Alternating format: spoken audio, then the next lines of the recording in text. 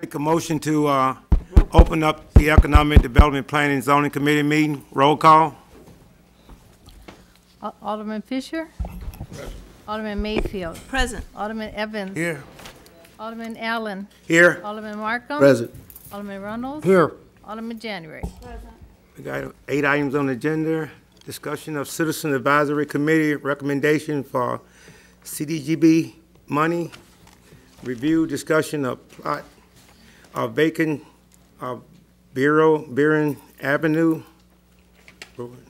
Buren Avenue. Review discussion of plot dedicating for Farewell Avenue at AKA Frontenac Street.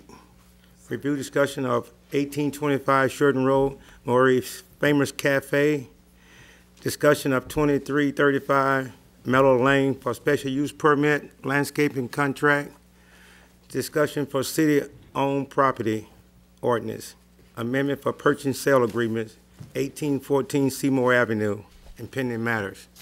We'll start with the first one, discussion of Citizen Nimrod. Good evening, everyone. Good evening. Been a while. Thankful to Victor, helping out quite considerably. The first item we have here tonight is something that we've reviewed lately. In this case, it is the public service. Hey, Nimrod, can you turn the mic on? I don't know if it's on or not. No.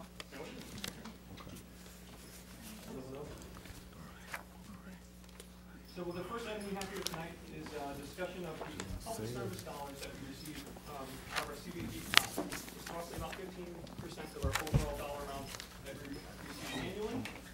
We generally budget about $33,000, give or take. Sometimes it's slightly higher, sometimes it's slightly lower. So last week we convened our CBDG CAC, our Citizens Advisory Committee, separate from the city's overall CAC, just for clarification purposes. At that meeting, we discussed 11 different applications that came forward. There was a number of very qualified candidates who came forward asking for funds ranging from as little as $3,000 to as much as almost $26,000. Again, unfortunately, we're limited in the amount of funds we can allocate, and we had to give some directive by HUD down in Chicago to try to cut the money up as little as possible so that we don't spread it too thin. Essentially, a lot of times these funds go to administrative costs for many of the organizations, so they want to make sure you get the most bang for buck when you're providing this funding to those organizations. That being said, we did have fairly similar results compared to the last year's request of award. In this instance, this year, at the CAC level, we actually recommend a $5,000 award ad. They did request $10,000 this year. Last year, the CAC actually did not recommend it, and it was amended by City Council to make that approval. So we are recommending it from the CAC this time. The second applicant was Most Blessed Trinity. They actually had a much lower score than some of the other applicants. Apparently, we had some difficulty with as far as the administrative side of their program. So there was no recommendation there for funding. There was also a previous applicant, I+, who didn't come forward this year. So that's why you see in the chart here that's NA. One Hope United, likewise, it was something that was chosen not to be funded this year. Zachariah Sexual Abuse Center was asking for $3,000. We had to make a recommendation for $3,000. YWCA, it was a recommendation for $5,000. They requested $5,000. CASA, they requested $7,500. The recommendation was for $5,000. Northern Illinois Food Bank recommendation was $4,000. They requested $5,000. Most Blessed Trinity, once more, they had two programs they were looking into. And unfortunately, their scoring came in quite low with respect to their application, and so there was no recommendation there for funding. Then we had Prairie State Legal Services. This is something we were required in the fund fair housing program, or somebody to assist us with fair housing related matters. We actually, in our office, probably on a weekly basis, recommend people to get assistance through them. I think it's money well spent, to be very honest. Then we had two competing programs very similar to one another, the YCC, the Youth Conservation Corps, and Youth Build Lake County. When it came down to the discussion between those two groups, although we looked at the scoring, we also looked at things from a local perspective. YCC is a great program, again, similar to Youth Build. The only difference is they're based out of Waukegan. They do service North Chicago residents. There are young adults who do partake in their programs, but the fact that Youth Build has done new buildings in our community in recent years, and they are hoping to continue that program. We actually felt it most appropriate to fund them versus the YCC rather than splitting funding between them. So again, right now it's a recommendation in total of about $33,000. If we do end up getting slightly more than that, it will be distributed pro rata. And if you get slightly less, so we do have a couple of the applicants here tonight in the audience, specifically YWCA, CASA, and Northern Illinois Food Bank. And first, I wanted to entertain if you have any questions, and if not, then I would ask if any of them would like to speak, to come up and let you know about their organization. Yeah. Any more Go ahead. I got a question. He got a question. Is this the right name, Citizen Advisory Committee, or? It's the CBDG CAC. So it's different from the city's CAC. Okay, I just. Yeah, it's a 'cause different- I happened to look at this, and I was just Yeah. wondering. Different individuals. And we actually have Mr. DeVos is in the audience here tonight in the back. He's one of our members on the board. Right. Okay. Any more questions before we, I want to go to the wrong one. okay, you wanna have, let's start with first, just, YWCA?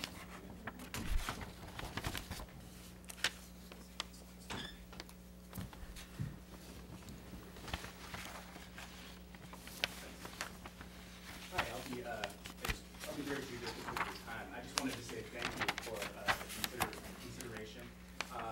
The service that we provide to North Chicago parents is really vital. Most of the parents that drop kids off at our school-age program, they're seeking educational opportunities. A lot of them are working multiple jobs.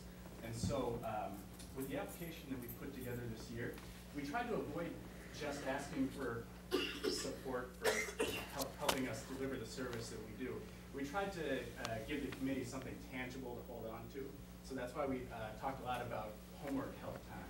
One of the services that we provide is homework help for students who attend the school-age program.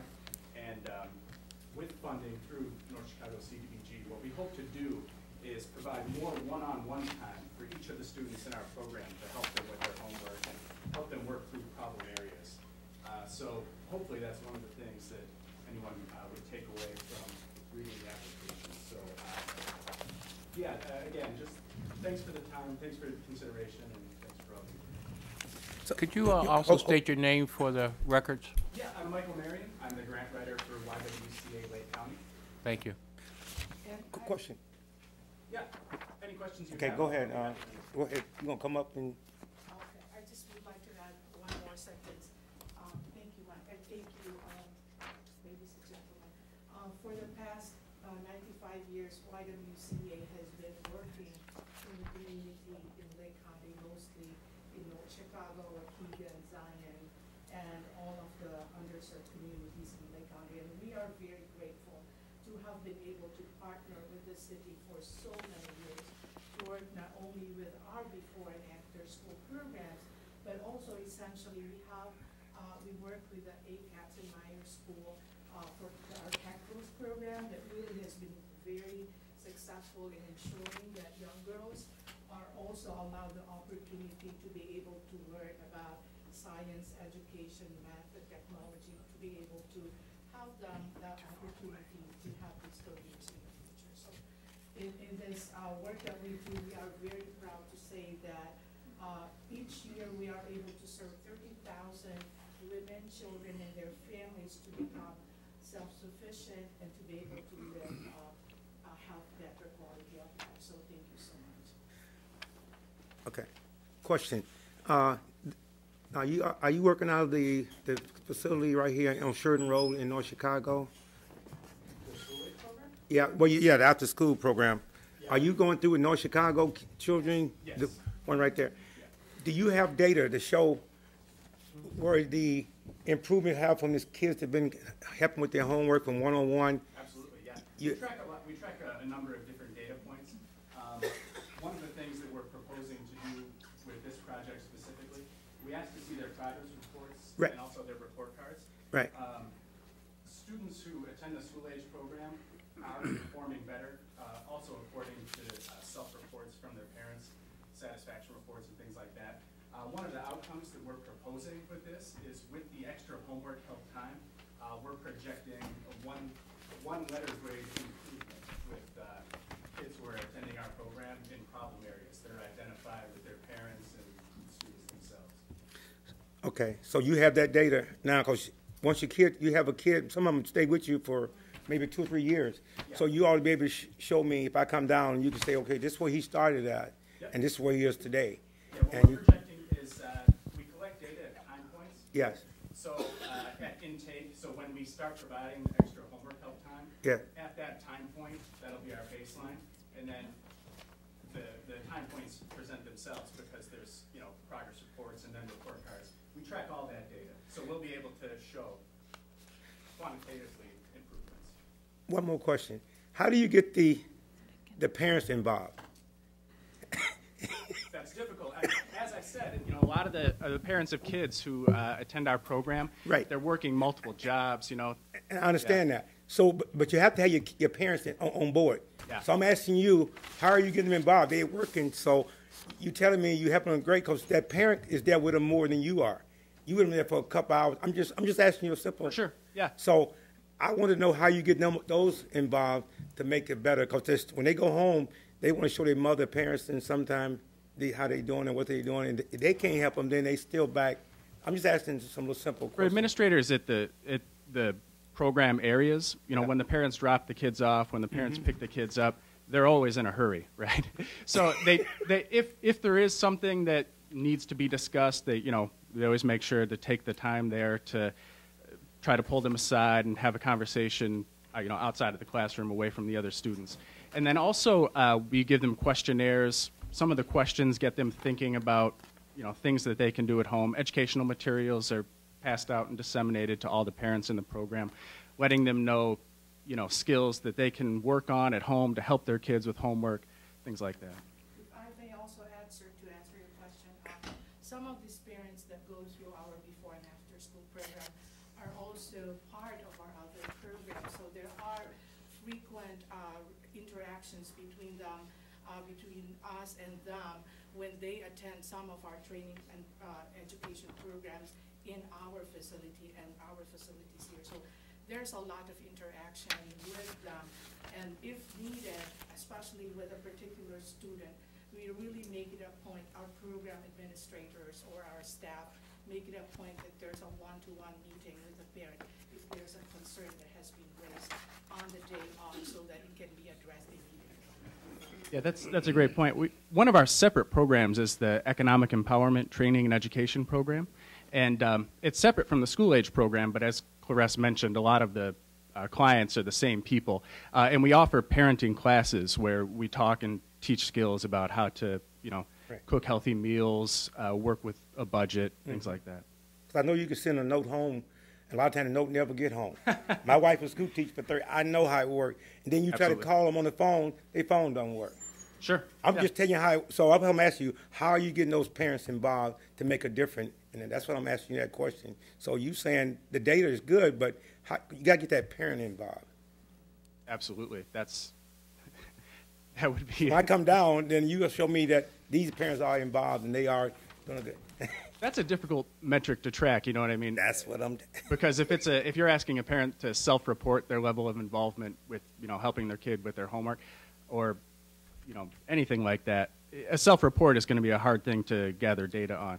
But things that we can track are letter grade improvements, incidents of classroom disruption, things like that. Okay. I'm sorry, can we get your name for the record also? Miss, Oh, I'm Mayfield. Battengill. You got a card? Yeah. I do have a. Okay, just give it to. Okay. Okay, I appreciate it. Thank you. That I'll didn't give you a card. thank you. Alderman Mayfield. Just one other question. How many students do you have enrolled in the program? North Chicago students, I believe it's 42 right now. It's good. And how many volunteers? Approximately. Across our whole organization, I think we have maybe 70 or 80 volunteers. Oh, we talking about. Active volunteers. For the school-age program, it's hard to say because some of them are in Waukegan, some of them are in North Chicago. I would say at any given time per site, there's probably 4 or 5. And they devote, like most volunteers do, way more time than they have any business devoting. A lot of the volunteerism comes from staff members who stay after hours. Volunteer-led initiatives in North Chicago. I know there's a gardening club, and there was a soccer team that was put together for the North Chicago school-age program students. Okay, thank you. Okay, thanks, Mike. Thank you. Appreciate it. Next on Nimrod, want to come up? Can I ask a, Oh, wait, Alderman Mark. out to Mr. Nimrod? Yes. What are the names of the committee members for the Citizen Advisory Committee? All the names? Yes, sir. Yep. It's not here. We have Miss Pitts, Miss Brown, Ms. DeVos, Pitts, Brown, Reverend DeVos. DeVos, Hewley, Miss Hewley. We have Miss McGuire. 1, 2, 3, 4, 5. Who's the sixth? Mr. What's his name? He wasn't present there. Mr. Woodson, Aubrey Woodson. Okay. And are any of these members affiliated with any of these organizations? I do not believe so, no. Okay. And what is your scoring system in terms of how do you do that?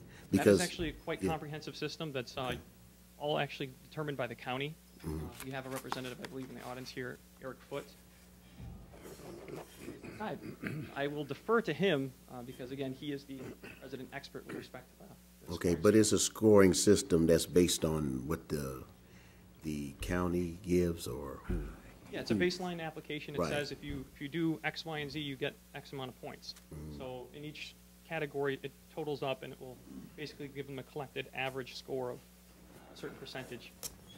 And they base it on the program itself, the need, the number of residents being serviced, past experience, and if they've had difficulty reporting, for instance, and some of the stuff with YWCA, obviously they have plenty of data, which is great. That also helps their scores. So it's a matter of a number of factors that determine that overall number. So how does, if they need it for salaries, how does that weigh in scoring?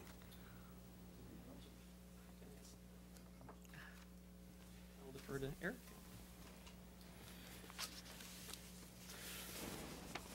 My name is Eric Foote. I helped put together the scoring you see on these sheets.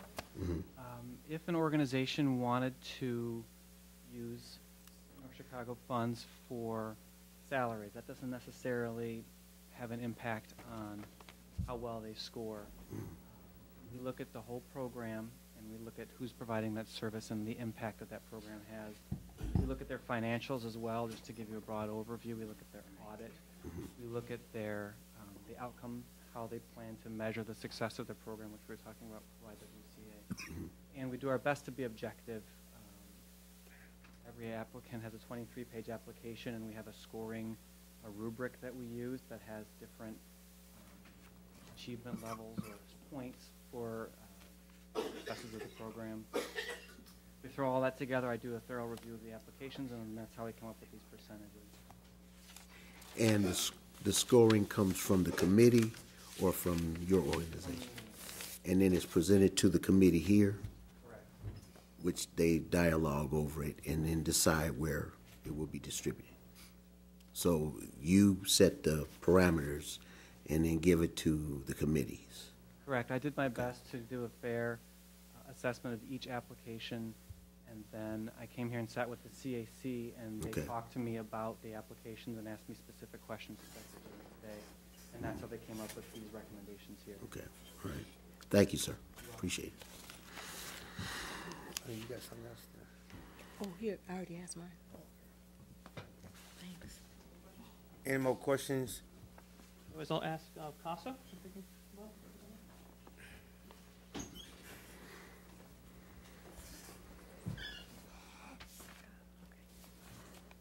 Hi. Hi. I'm Magneta Hayes, and I am the Director of Development at CASA Lake County. I'm also a volunteer CASA, so have been working with the children directly for a number of years. CASA, in case, I'm not sure your familiarity, but we want to thank you so much for your ongoing support of our program. What we do is we're court-appointed special advocates for abused and neglected children in the foster care system. Every child we serve is in Lake County, but our largest populations come from North Chicago and Waukegan. And because of your funding, it's been essential to ensuring support for our most vulnerable children.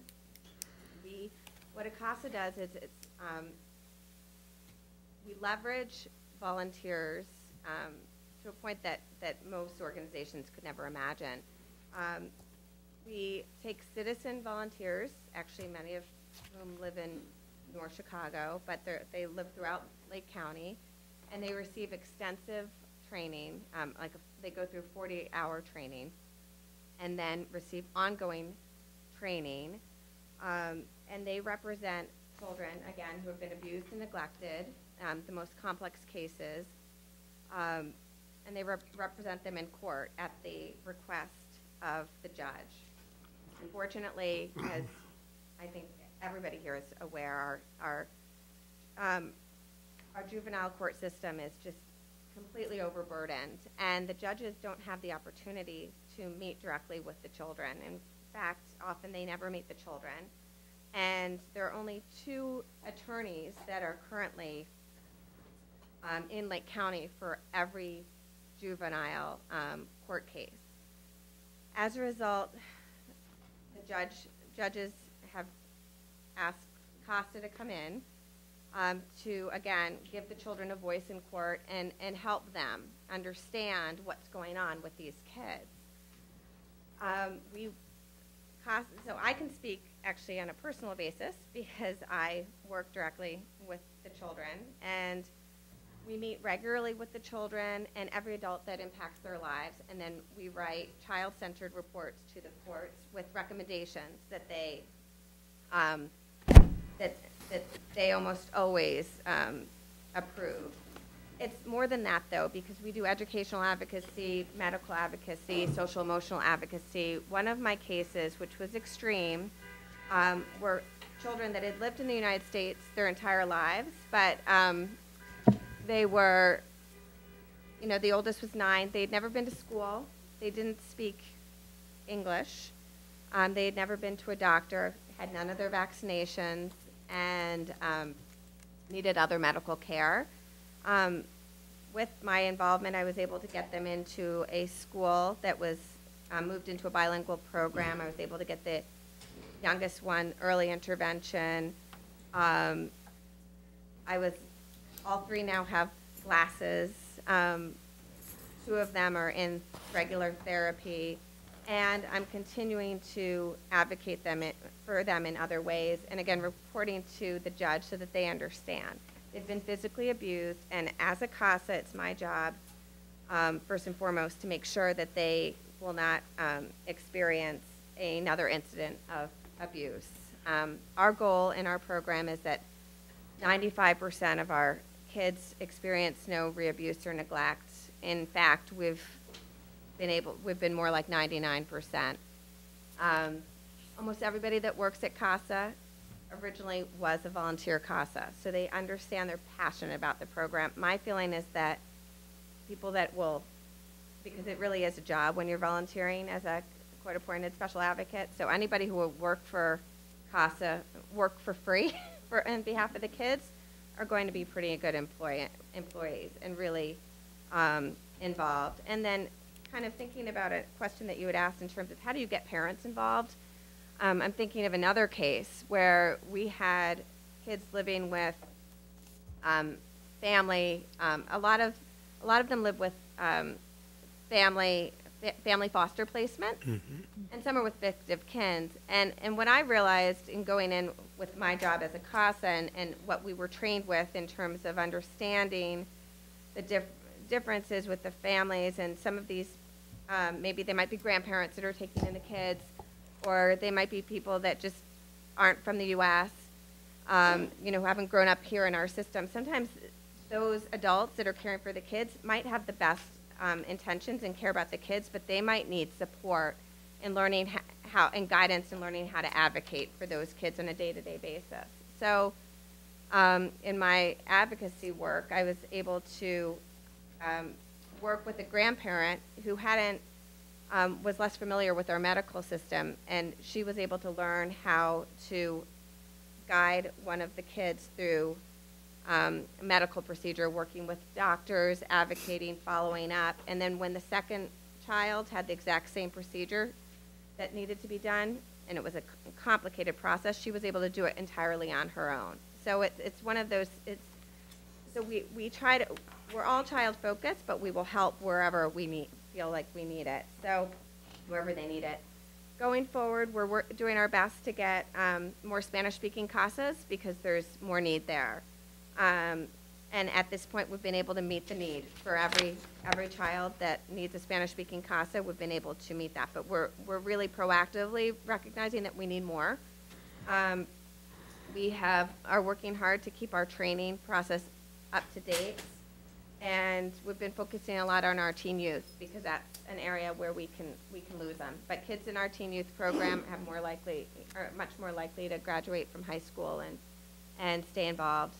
I think that, that's about it, but basically a CASA could be the only constant in that child's life, and these are, again, our most vulnerable kids, and we just want to give them a chance to be successful.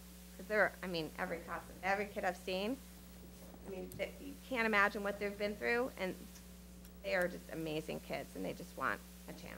So thank you because of you, we're able to do this great work. Any more questions? Okay, thank you. And Rod, we got a couple more. I think there's one more, Northern Illinois Food Bank.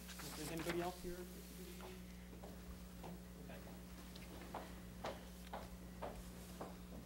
Hey everyone, I'm Chelsea Corin. I'm an AmeriCorps Vista serving at Northern Illinois Food Bank's North Suburban Center over in Park City. I'm a community engagement ambassador, and so I'm here to share with you a little bit about our senior nutrition programs in North Chicago, which the funds will be allocated towards should we receive them. And thank you in advance for your consideration. So I've helped implement the senior nutrition program in North Chicago, which here takes the form of one mobile pantry distribution each month. That starts at Kukla Towers and then heads over to Thompson Manor. And so in the warmer months, we line up tables alongside the food truck that comes. We unload the food and we assist the seniors as they walk around the truck and receive the food in the winter months. Because we have so many great volunteers that come from North Chicago High School, we are able to bring the food indoors for the seniors so they don't have to go outside. But Nina from the North Chicago Housing Authority and Ebony Wilson from North Chicago Community High School have been instrumental in making this program a reality, and it's been just great to work with these organizations in the community to help make it possible. So thank you again. Any question with the Northern Food Bank? I think you guys are doing a good job. Yep. Thank you. Any more? I believe that's everyone in the audience here tonight. We will ask, if possible, to bring this back at the next committee or council meeting for a vote. I believe that it's March 6th or 7th. Yeah. I know it's the week of the 5th. So March 5th. Yeah. So we'll try to ask if we can see if a vote can be placed for the 5th, if possible. Okay. Any more questions, anything else? All right, we'll go to plant I will try application. to run through these as much as I can. Berwin Avenue, okay. So the first request we have here is actually something the city approved back in 2001. There was an ordinance passed for vacation Berwin Avenue, anything west of Frontenac Avenue. Essentially, it's a roadway that abuts Krugel Cobbles, which is a local business in town. There was a discrepancy in the legal description at that time. Also, there was a plat of vacation that needed to be drafted in order to be recorded as a formal vacation that never took place. Thankfully, our current engineers caught the error in the legal description likewise, so what we're bringing forward here is just to clarify what happened in the past. Essentially, we're looking to vacate the southern 30 feet of a former right-of-way of Berwin Avenue. There will be an easement kept on the property for utilities, for access for the city. We do have some sewer and water, I believe, that runs through there. See if you have any questions with that. Explain it over there, but it's over in this. Berwin is Explain to them where it is. Go ahead. Over the Strawberry condominium area. just south of, the south end of Strawberry Condominiums is Berwin Avenue. Is that where they was complaining about the trucks being on? No, That's Frontenac. that's there. Frontenac. Okay, so. That's about a block north, Okay, where you're talking about. gotcha. So Berwin going east and west. Correct. And so it's the leg that would fall anything west of Frontenac Avenue. Again, it was already vacated in 2001, but just we found that there was an error in the legal description and the actual plat of vacation was never recorded. So we're trying to formalize that by going through the right channels this time and getting it all approved through you all. That would be the south end of Canals, where Canals runs. Correct. Right. That's, Oh, that, so that street runs along Canals. And so, again, west of Frontenac, it goes nowhere. It dead ends at a detention pond and then the wetlands. Exactly. Okay. Okay. Plan of dedication of farewell. So back in 2016, in September 2016, we actually had the comprehensive plan for the city of North Chicago approved. Part of that comprehensive plan, it talked about a rebuilding of Frontenac to have it as a pseudo-frontage road, essentially, for Skokie Highway. It would help service the residents in Strawberry condominiums to more easily access some of the businesses in the area, as well as help businesses in the area grow or have the potential for growth. So we have a current business out there right now. It's a hotel, the Sleep Inn, that we've been speaking with, and they're seeking access off of that future roadway. And as part of that project, they've decided to essentially volunteer to dedicate a right-of-way section back to the city, which is a need, essentially, in order for us to reestablish the roadway. So this is something that would be coming to us at no cost. They have already drafted the plat of dedication using their own surveyor. So what we wanted to see is that the city is willing to entertain the acceptance of this right-of-way back to the city. Again, it was previously part of our city, and for whatever reason, it was vacated in the past, so we'd just be getting it back in this instance. Any questions on? Okay. We done with Okay. And then the last item we have here is for 1825 Memorial. correct. So it's the Grant Place building. We have hopefully here a future tenant, Maury's Famous Cafe. They're interested in the rotunda space that we've all been waiting on to get filled for quite some time. They're looking to do a 7-year lease term. Essentially how it would be structured is that the tenant would not pay a base rent for the first year, only CAM and property taxes. This would be partly to incentivize the deal to occur. The tenant would also, the city would cover the cost to do the vanilla boxing here. Essentially that's to build out the space just to a point where it can be finished by the tenant. This is quite common with a lot of retail developments. We've actually done this in the past for others who are currently occupying the building or have since left. The tenant would then be responsible to do the subsequent build-out for the specific use, so in this case for a restaurant. Right now the city is looking to structure a loan to assist for the build-out. This would be a 3% loan, 3% rate of interest on the loan, essentially to be paid over 84 payments.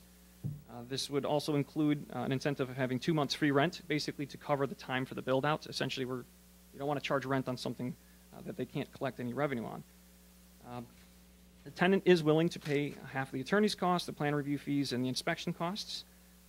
The way that things would be structured, aside from that first year, as I mentioned, where it would be zero base rent, years 2 and 3 would be an $8 per square foot base rent with an escalator built in there for 50 cents per year to the end of the lease term. In total, that would net to be about $166,056.66 when you take into account the entire rent cost minus the 2 months previously discussed. The tenant also agrees to do the water installation for the meter and pay for all permitting costs associated with the project. Staff has looked at this project for quite some time. I believe David Silverman, our attorney, is aware of this project as well, and we'll be working with him hopefully in the future to work out the final contract terms. From our perspective as staff, we look at this as a potential new business that's being brought into our community. It's also that the rotunda space has been sitting vacant for 12 years. So if we look at some of the numbers that we have provided for you here, right now, just based on the fact that it was sitting vacant, if you look at the CAM cost, the taxes, base rent, over a 12-year period, we've lost over $500,000 just not having a tenant in there. And the more we basically sit on the place sitting vacant, we're going to continue to pay the CAM, we're going to continue to pay the taxes, and we're going to lose on the base rent. More so with the 3% interest. It's something that could be considered as mutually beneficial by the city giving this loan. If we had that money sitting in a bank, the amount of return on the investment would be very slim. Normally it's 1% or less. By presenting that as a loan, we're getting 3% return, which is just almost $22,000. So in addition to the rent, we'd be getting interest in the amount of almost $22,000. It might have been mentioned before previously that Omar, in the back of the room here, who was seeking to run Maury's, has over 10 years of business experience himself. His business is targeted to a breakfast and lunch audience. I think that's a smart approach in the corridor when you have a lot of the Navy coming in the morning and the high traffic with the Abbott, AbbVie crowd. So what we looked at this also from other benefits. We have the sales tax that comes from a restaurant use. That's something that we wouldn't see if we had an office use or a medical use in the space.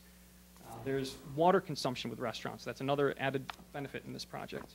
And then finally, business licensing. That's something most businesses would have to pay, but again, all these things do add up considerably. And the last and most important piece, I'd say in some cases, is that this is going to produce some new jobs for the community.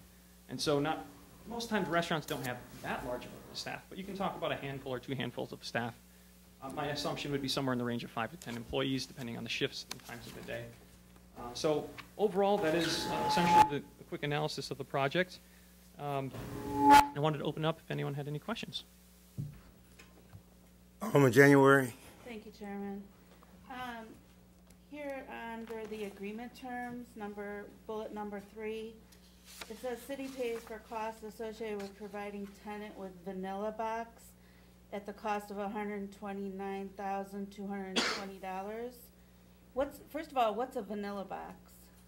Essentially, it's doing the rough electrical, rough plumbing, putting things in place just so that it can be finished out with the nice wall decorations, bringing the plumbing to a specific, let's say, I'm not saying this has a bar, it does not, but if there was a bar, to bring the plumbing to that specific point of the bar, they would do the excess, putting in the booths, putting in the finishing, the lighting, things of that such.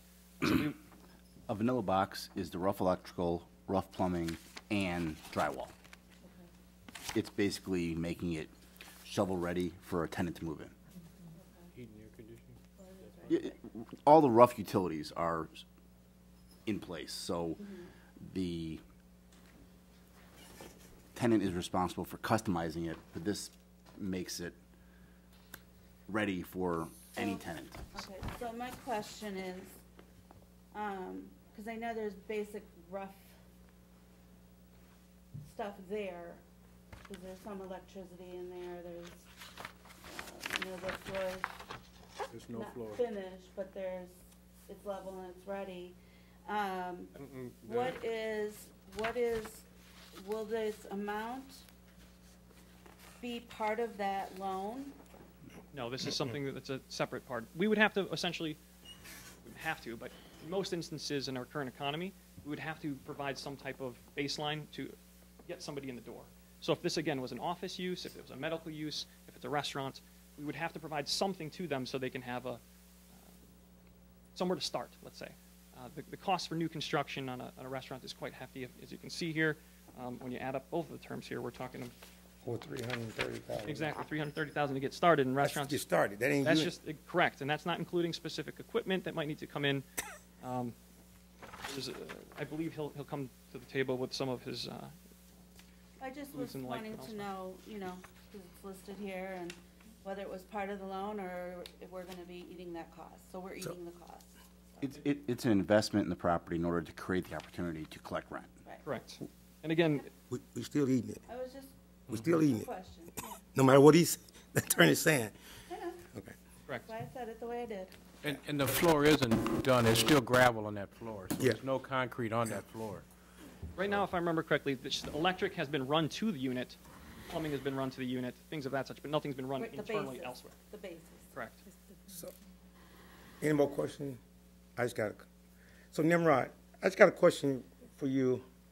So, when I talked about it, the man want to bring a business in the city of North Chicago, I'm thinking he coming on his own. When I started my business, the man gave me 4 walls. I had to put my house on the market. But he wanted me to put something in. What is he putting in besides hard work? You talking about $330-something, and it could be more. It's not my money. This is the citizens' money we spending here to take a chance on. This young man here, he hasn't proved himself to me because he come in this town. What if this business doesn't make it, and he start off and he go a year, we ain't collected nothing but a few dollars, and he turn around and he walk away in 2 years, we done spent $330,000 that he have nothing. He can walk away and never look back and say, well, I'm sorry, I'm gonna file bankruptcy. Alderman? Do you like to take a chance? Would you like to take a chance on that? So it's not my decision. No, I'm just asking you. But the tenant is responsible for $200,000 in build-out expenses. The city is asking the council to approve a loan to support the build-out costs. The loan obviously is a contractual obligation to get repaid, and the city's getting security to guarantee repayment of the loan. Security from what? We not in the restaurant business. Based on my review of the lease agreement. That's what we get in the restaurant. Based on my review of the lease agreement, the owner is being asked to put up a letter of credit as a guarantee that the loan will get repaid. A letter? What's a letter of credit? That's like your house. It's better than a. It's like a. It's like a. Oh, ain't better than It's a better house. than a. It's better than a house. Better than a mortgage because it's basically like a certificate guaranteeing that there's money set aside at the bank for your use if he defaults on the loan. Alderman, it's similar to a bond, but actually it's easier for the city to access. Well, why don't he just use his own money then? Half his own money. Why you want us to get a loan? 3%. I can't even go to the bank and buy a house on 3% loan. It'll cost me, and he's going into a business, and that's what I'm saying. If I go in my house, I live there. I got something invested into it. He can walk away any day. Alderman, if you like to increase the amount of the interest, no, it's just to me, it's just a bad. That's a business decision. That's a business decision. I know from business. If I came to you and told you I'm gonna let you sign, and I got good credit. We don't know what kind of credit he got. We don't know how his business is doing right now. And I'm just taking a chance on that. That's a lot of money for me to depend on people's money that's not mine. I wouldn't even put my money up there to take a chance on it because I don't know if it'll make it or not. Because restaurants is a tough business. Again, I'm not No, substituting you're my not telling me judgment what for to yours. do. You asked what the owner's putting up in terms of risk. Yeah. The owner is obligated to pay the city back $200,000 with 3% interest, and he's putting up security to guarantee that. And obviously, he's putting in all the other expenses of operating the business. So I'm just explaining what the terms of the deal are. It's not my job to substitute my judgment for yours. No. Go ahead, Mayor. Well, I mean, first off, that rotunda space, like you said, ever since we built the building, has not been occupied. Right. And how many years you said? 12. 12 years. This gentleman, Omar, has come and said, look, I'm going to take that risk. You're right. We never know. You can put any business out there, and you don't know what's going to happen. That's right. But he's taking a gamble and saying that I believe in North Chicago. Mm-hmm. And saying that, I've got a restaurant in Mundelein, I've got a restaurant in Antioch, and I want to bring a restaurant here to the city of North Chicago into that space that we've been looking to try to rent for over 12 years. Yes, it's a gamble. Everyone that we put into Grant Place has been a gamble. Luckily, most of them, to some degree, have paid off. Omar is saying that, I'm going to put up close to $200,000 also on his dime to come in with a 3% interest on it. I will say that me and Victor and Omar has tried to negotiate the best deal possible. Mm-hmm. I mean, it's a risk. I know, but I believe that this gentleman has proven himself in the two other communities that he's been in, that his restaurant has succeeded. Mundelein and Antioch has shown. He believes that in North Chicago, he believes that that Great Lakes and the citizens of North Chicago will support his restaurant. I hope that we do support his restaurant. If it does fail, it's partially our fault because we're not going out to support him, saying that that his restaurant is viable here in the community. If he comes in, I would hope that we would be the ones to say, go to his restaurant so it would, benefit. Is it a risk? Yes. But what have we lost already? Almost $500,000 because it's vacant. Mm-hmm. If we would have had him come in years ago, maybe we would have been better off than where we're at. So I support him. I think that he has done everything possible to make this a viable, hopefully a restaurant here in the community. I hope that, again, it's a tough thing to go. We don't know. Any business, whether it's a store or not. Right.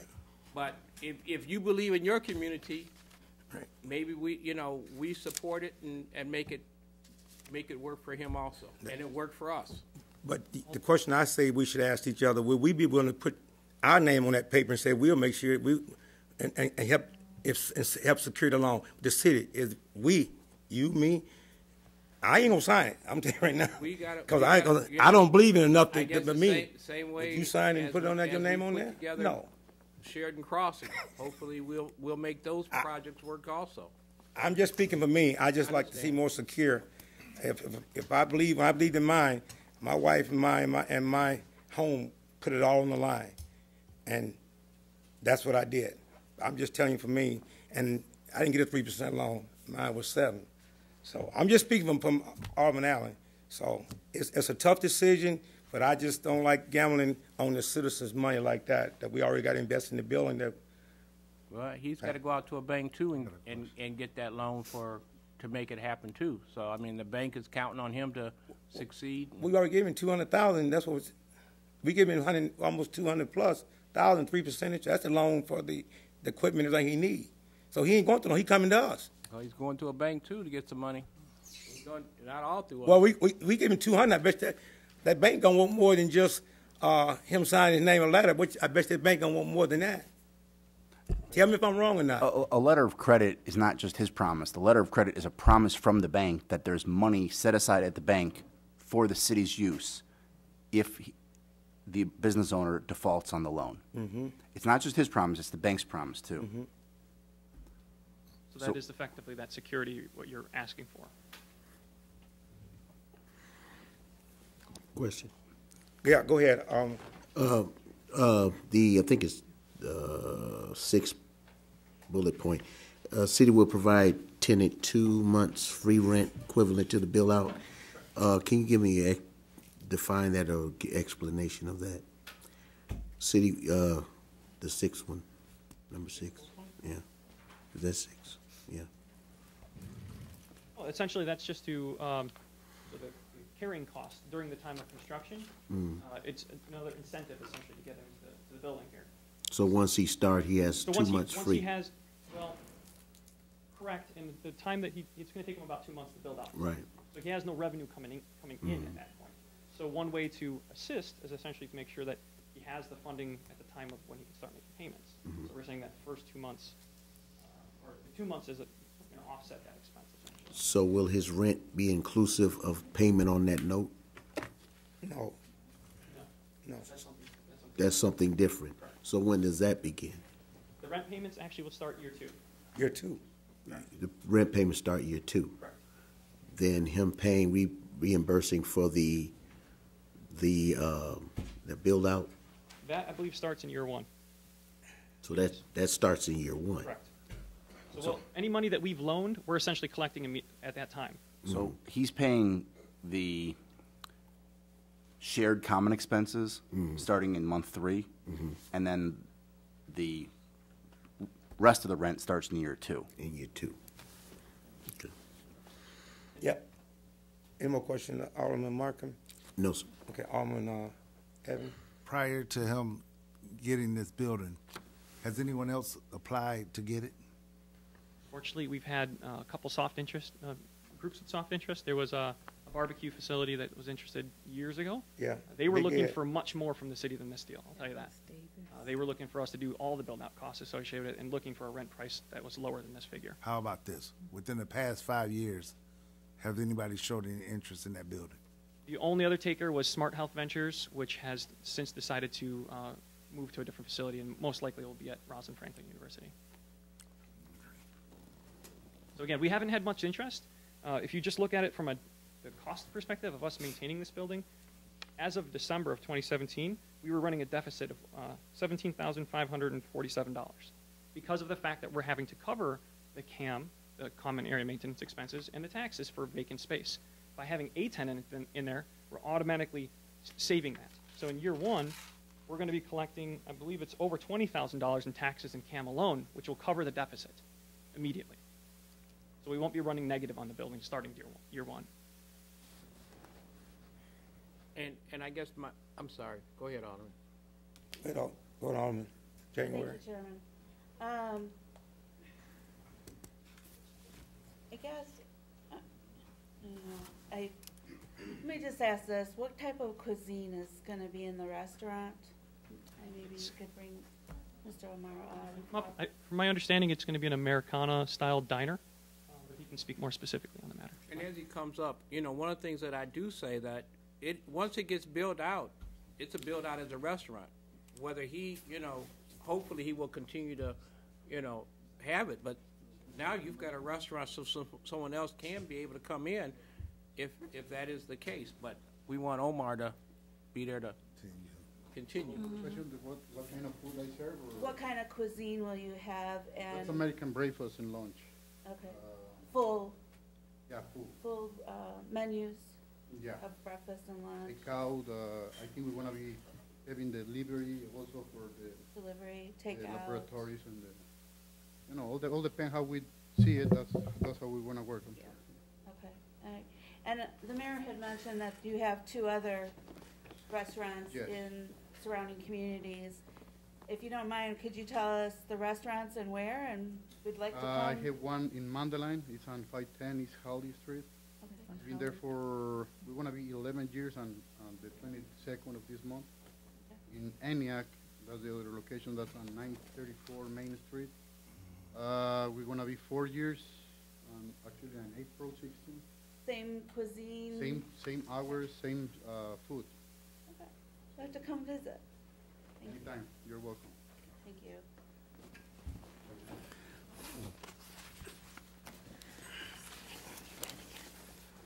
Okay. Further No more questions, questions. I will pass this along to Victor for the rest of the items here. Good evening. Item number 5 is a request for a special use permit for the property at 2335 Meadow Lane. This property was purchased by Mr. and Mrs. Ramirez. Mr. Ramirez owns a landscaping business that he conducts his business out of his home, his residence in Highwood. He's at a point that his business is growing, and he'd like to get all of his fleet and all of his equipment outside of his residence, outside of his Highwood home, and into a commercial establishment. He closed on this property a couple of months ago.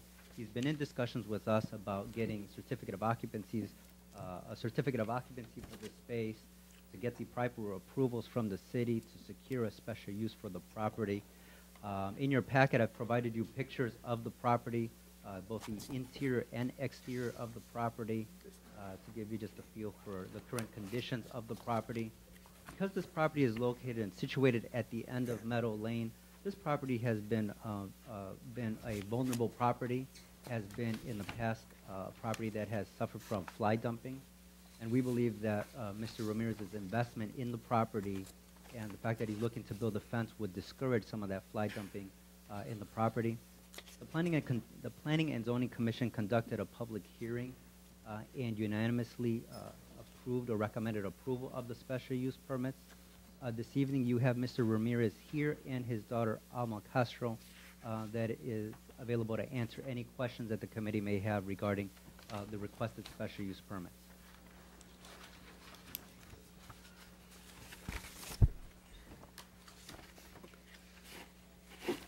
Any questions on? So, questions?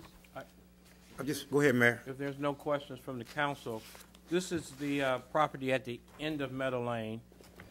I know that there's been several other tenants in that, or at least attempted to be in that site.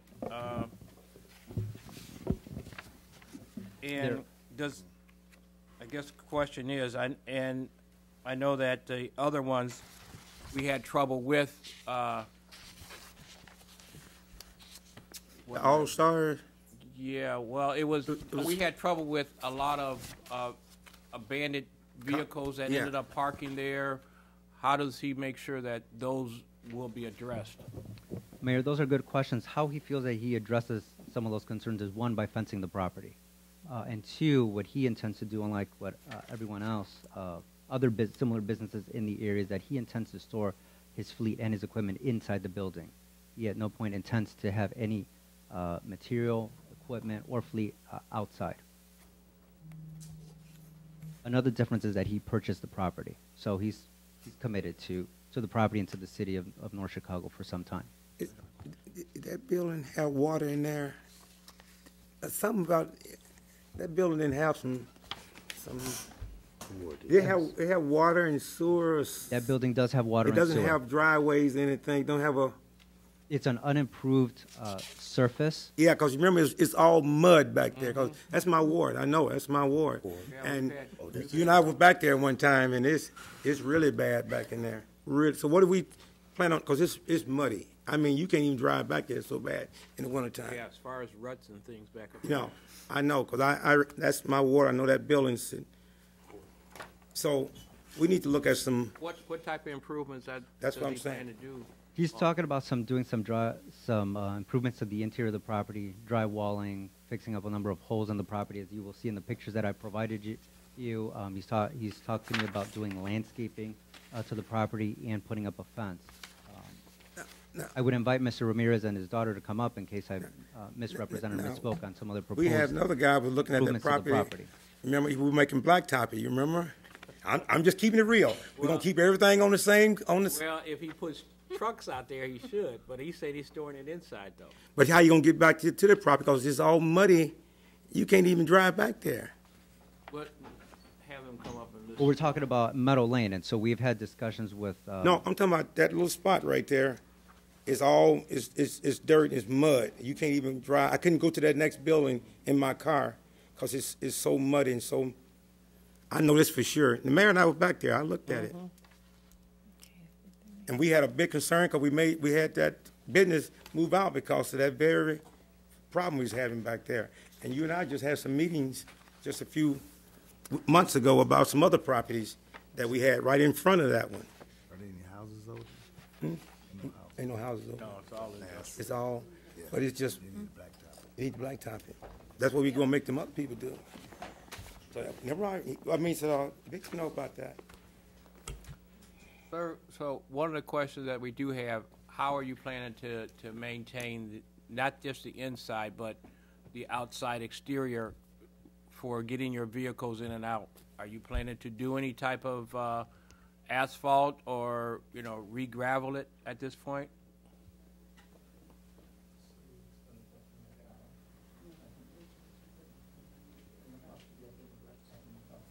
He says there's a current area about it that already has blacktop, so he would make sure that all of it is pretty much cleaned out, by putting, if it's approved by the city, blacktop.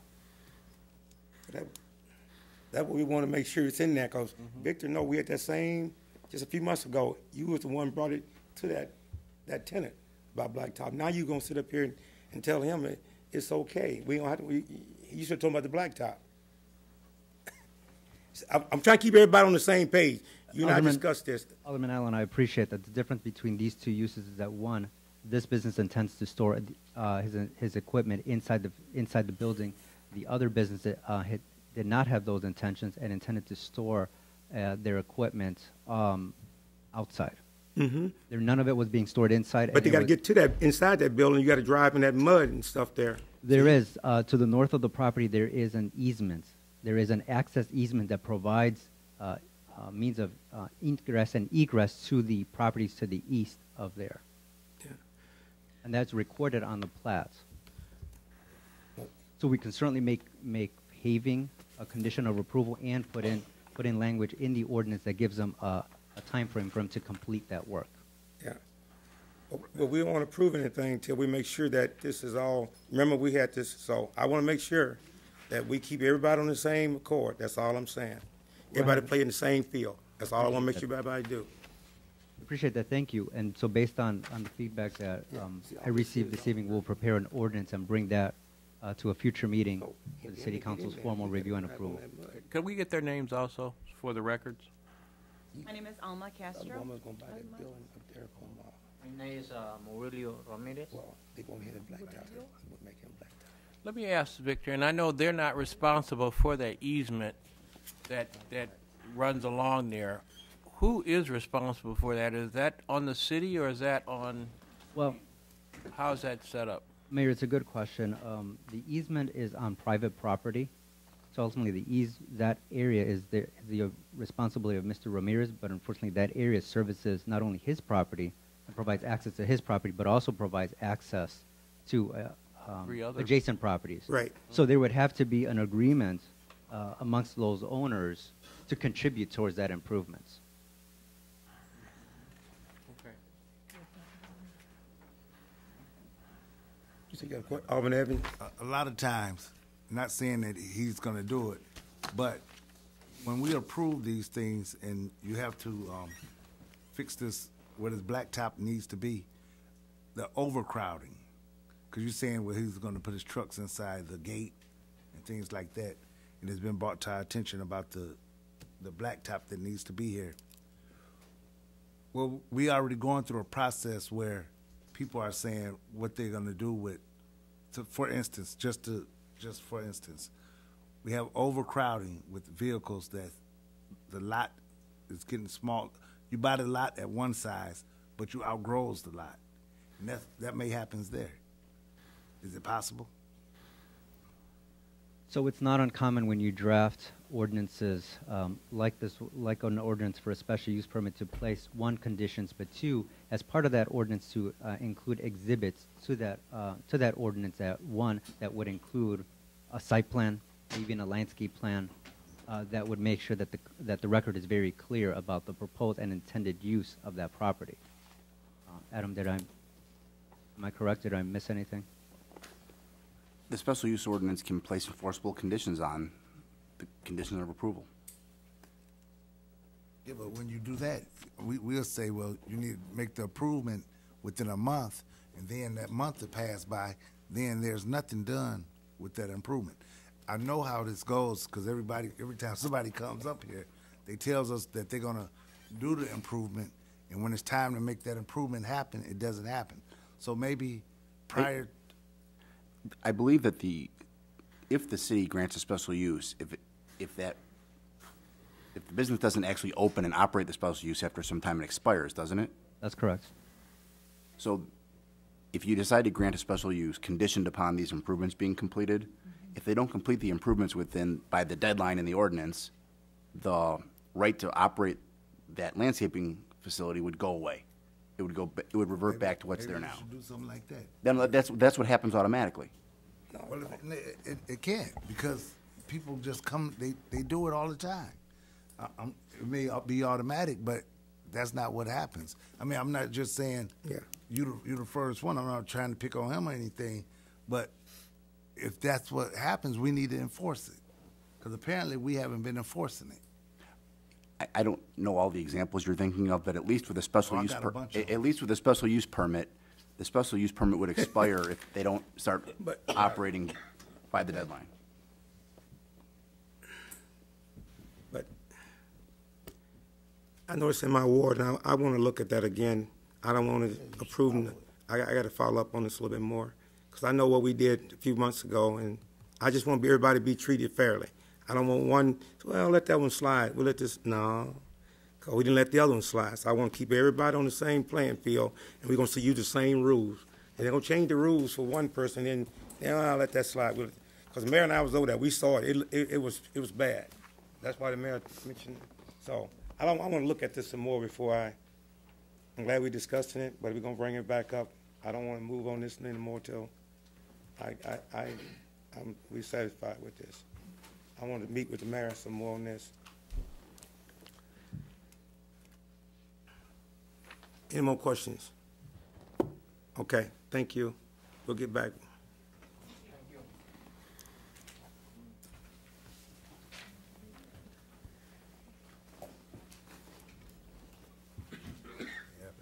The next item is item that involves an amendment to the city's municipal code.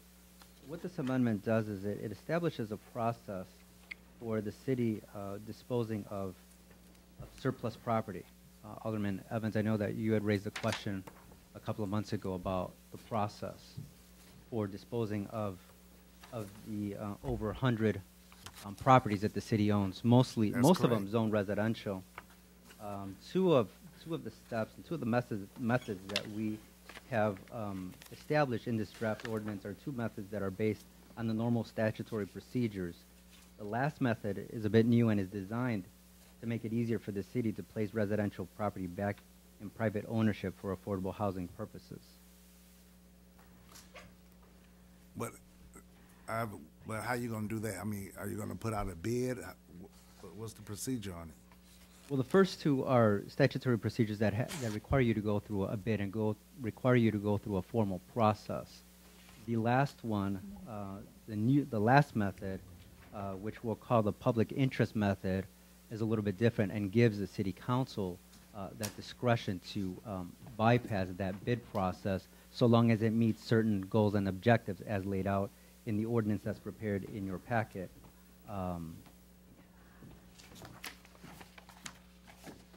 Alderman? So the first method, there's three methods described for the sale of surplus property. Like Director Barrera said, the first two are built off the statutory model. Option one is to get an appraisal of the property.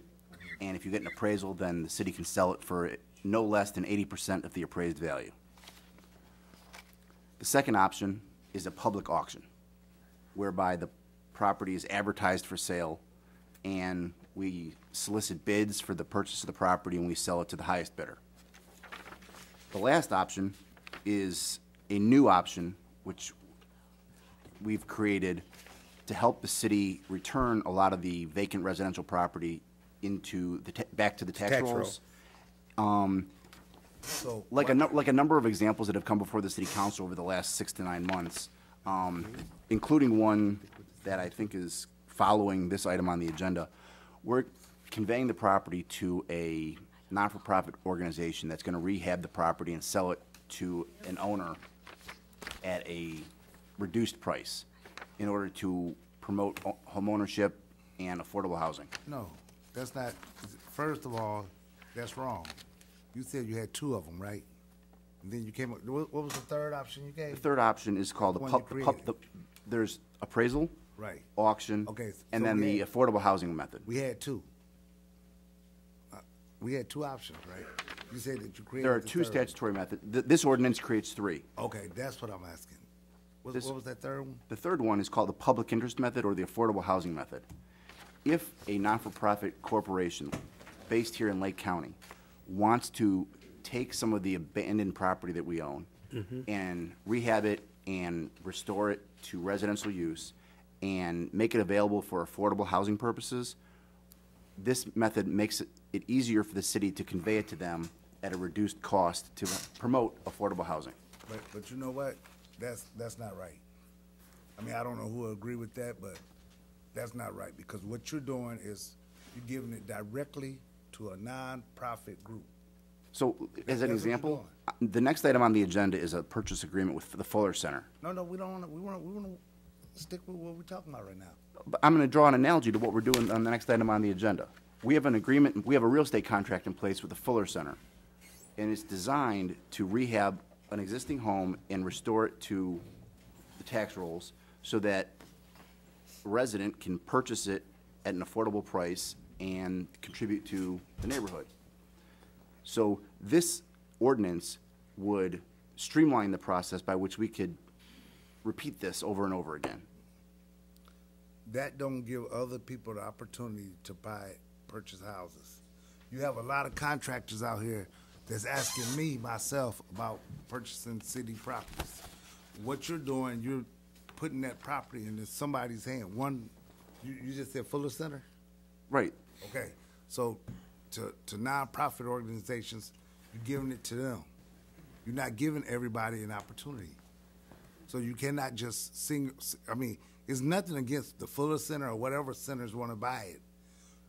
Everybody has to have an opportunity. And what we're doing, we're just drawing it up so that one or two centers can have it. And that's not right. What we need to do is open it up to the public like it should be.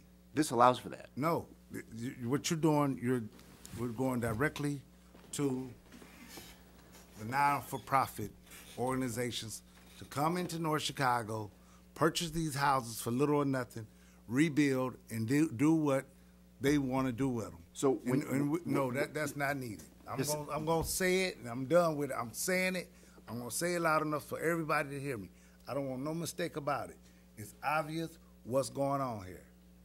Now I'm sitting here. I'm saying that you just said you had to create something. If you went with the first two, if a person wanted to purchase houses, why don't they buy them just like everybody else have to buy them?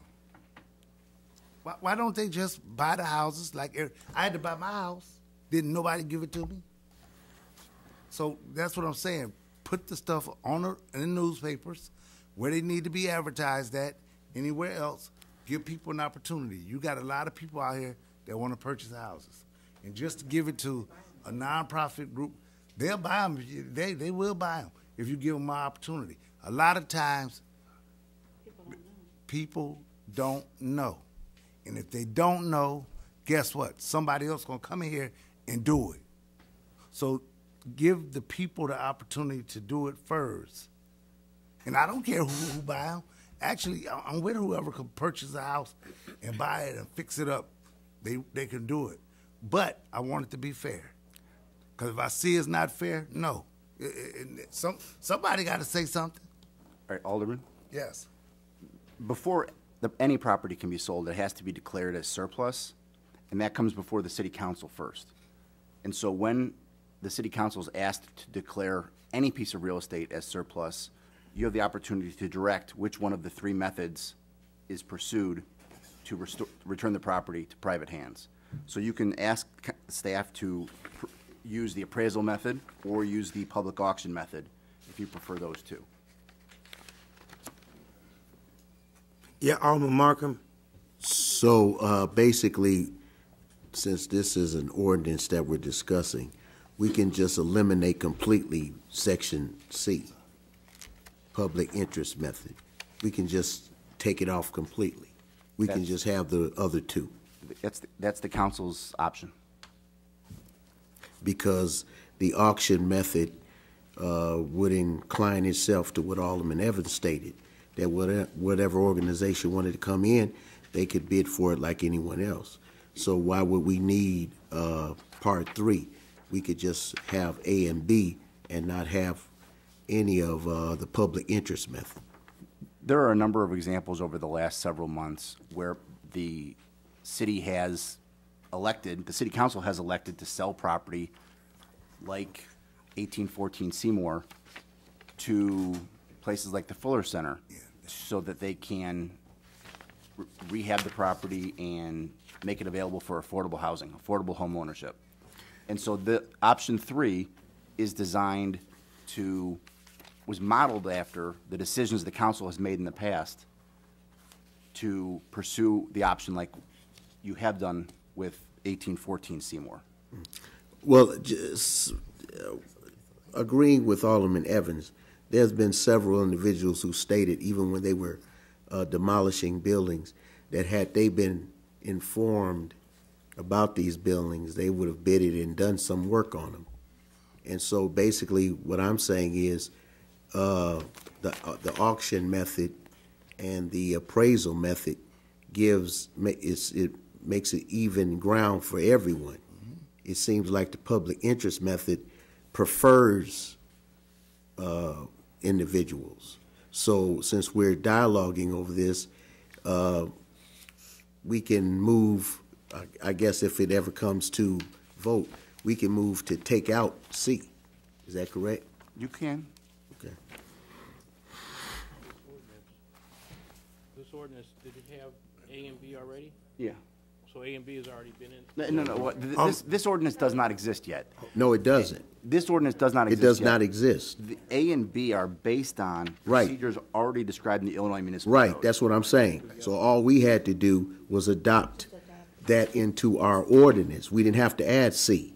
We did not have, you have no obligation to add C. That's what I'm saying. Though what you, A and B, are basically what's already on the books being applied to City of North Chicago. So we don't need C at all.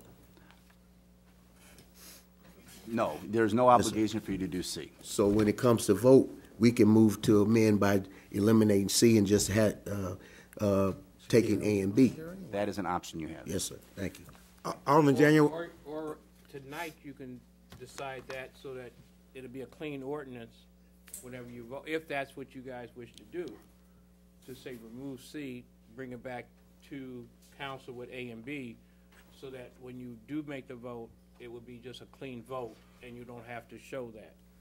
I mean, that's why you're discussing it now, Right. here on council floor.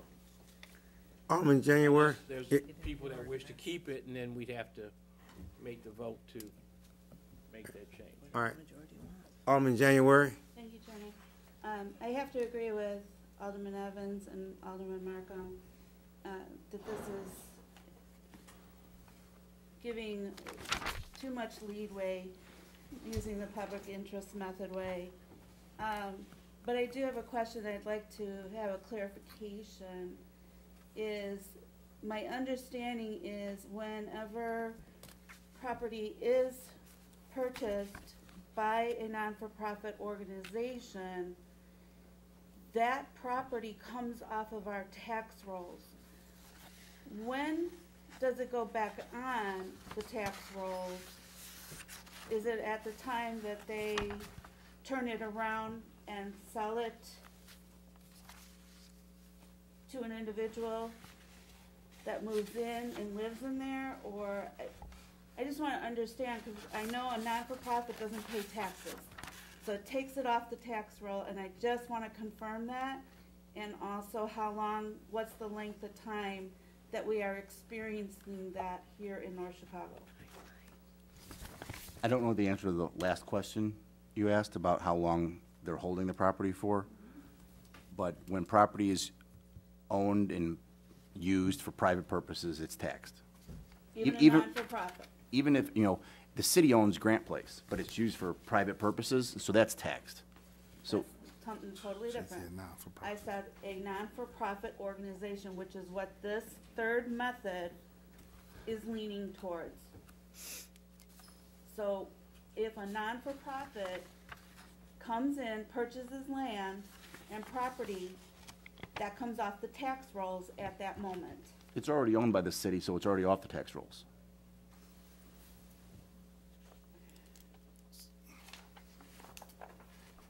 I agree with Alderman Evans and So Markham.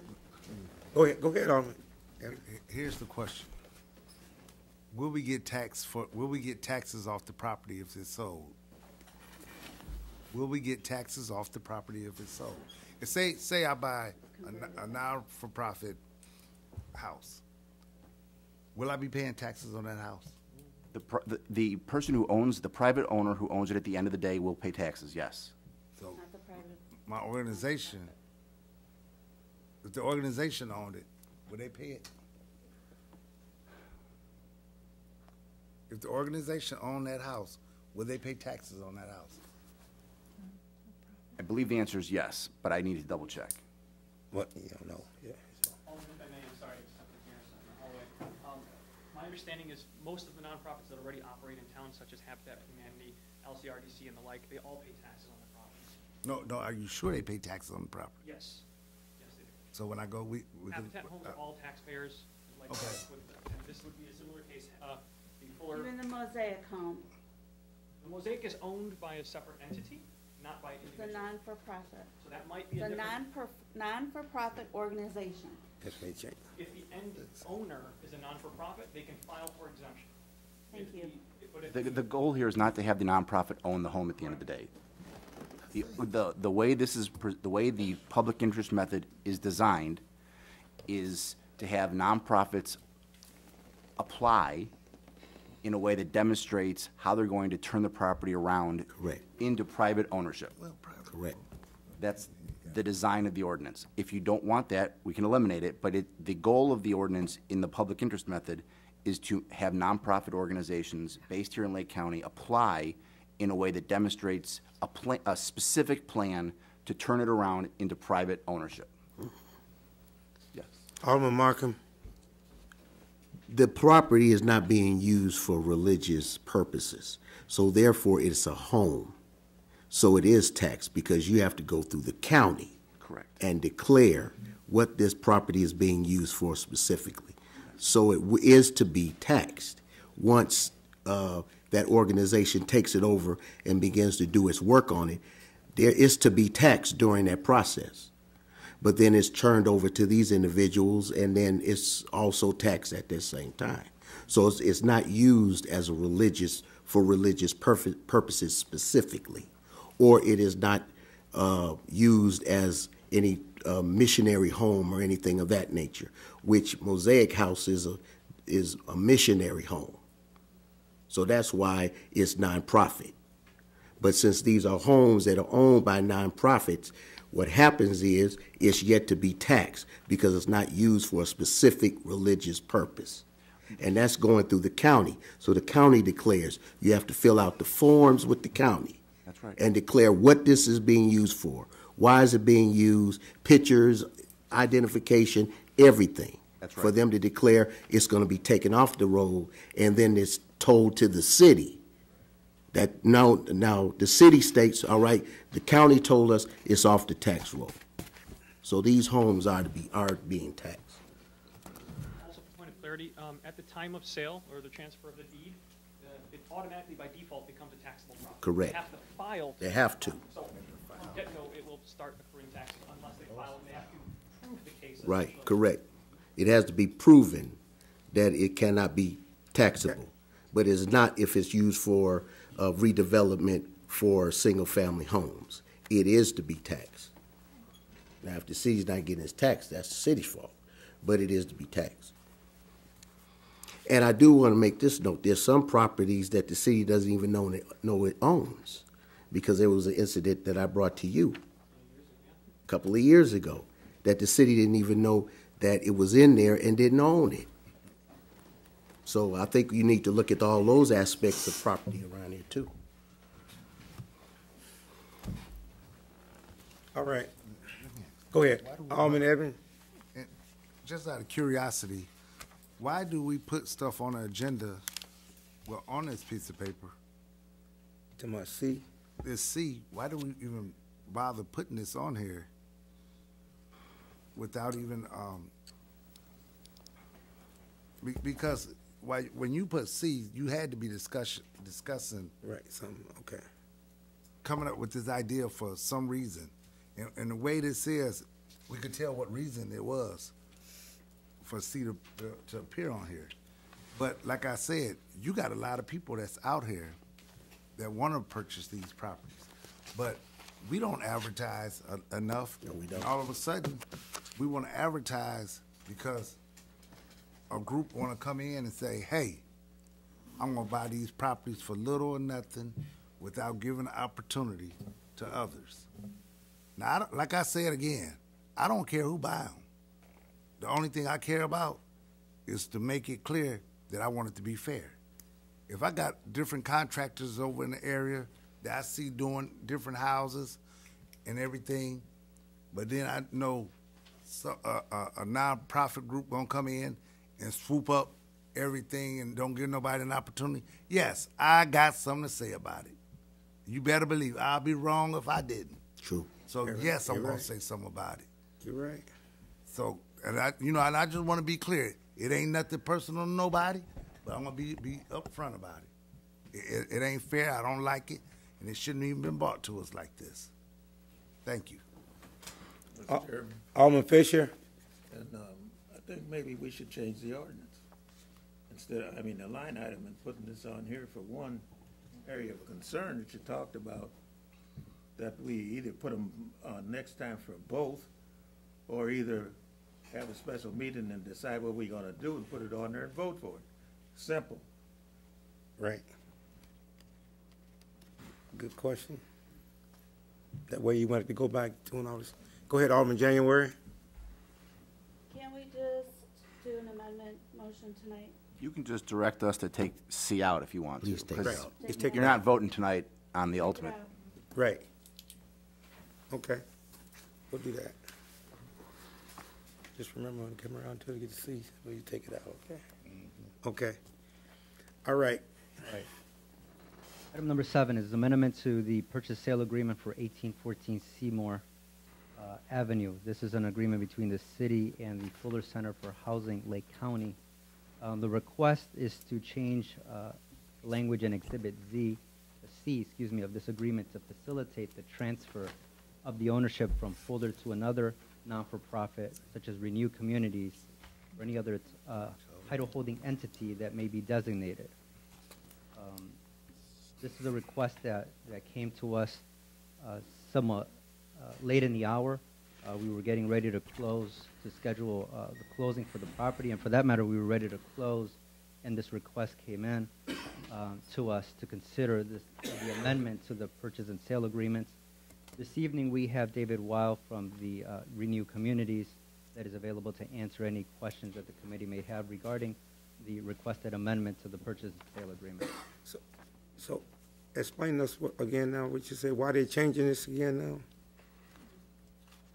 This change allows a transfer of ownership. Exhibit C of the purchase and sale agreement does not allow for an exchange of property, or does not allow for the exchange of property within 36 months to another entity that isn't going to be owner occupied. So in this sense, we have Fuller that has executed the purchase and sale agreement, but Renew Communities is the one that is going to do the building and has invested the monies in hiring the surveyor, drawing up the plans, and getting ready to submit for permits. The amendment is designed to ask the city to recognize that Renew Communities is basically the same type of organization as the Fuller Center. Okay. And that's the essence of this. Okay. Is that a piece of property, or is that a house? That is a vacant lot.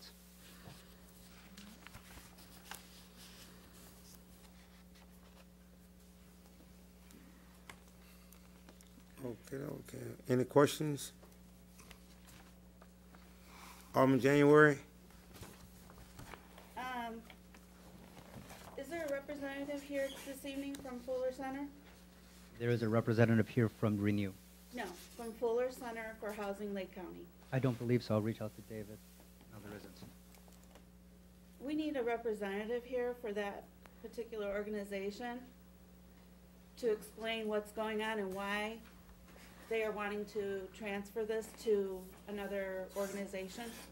Not a problem. We'll make sure that that a representative is here at the next committee meeting. Please.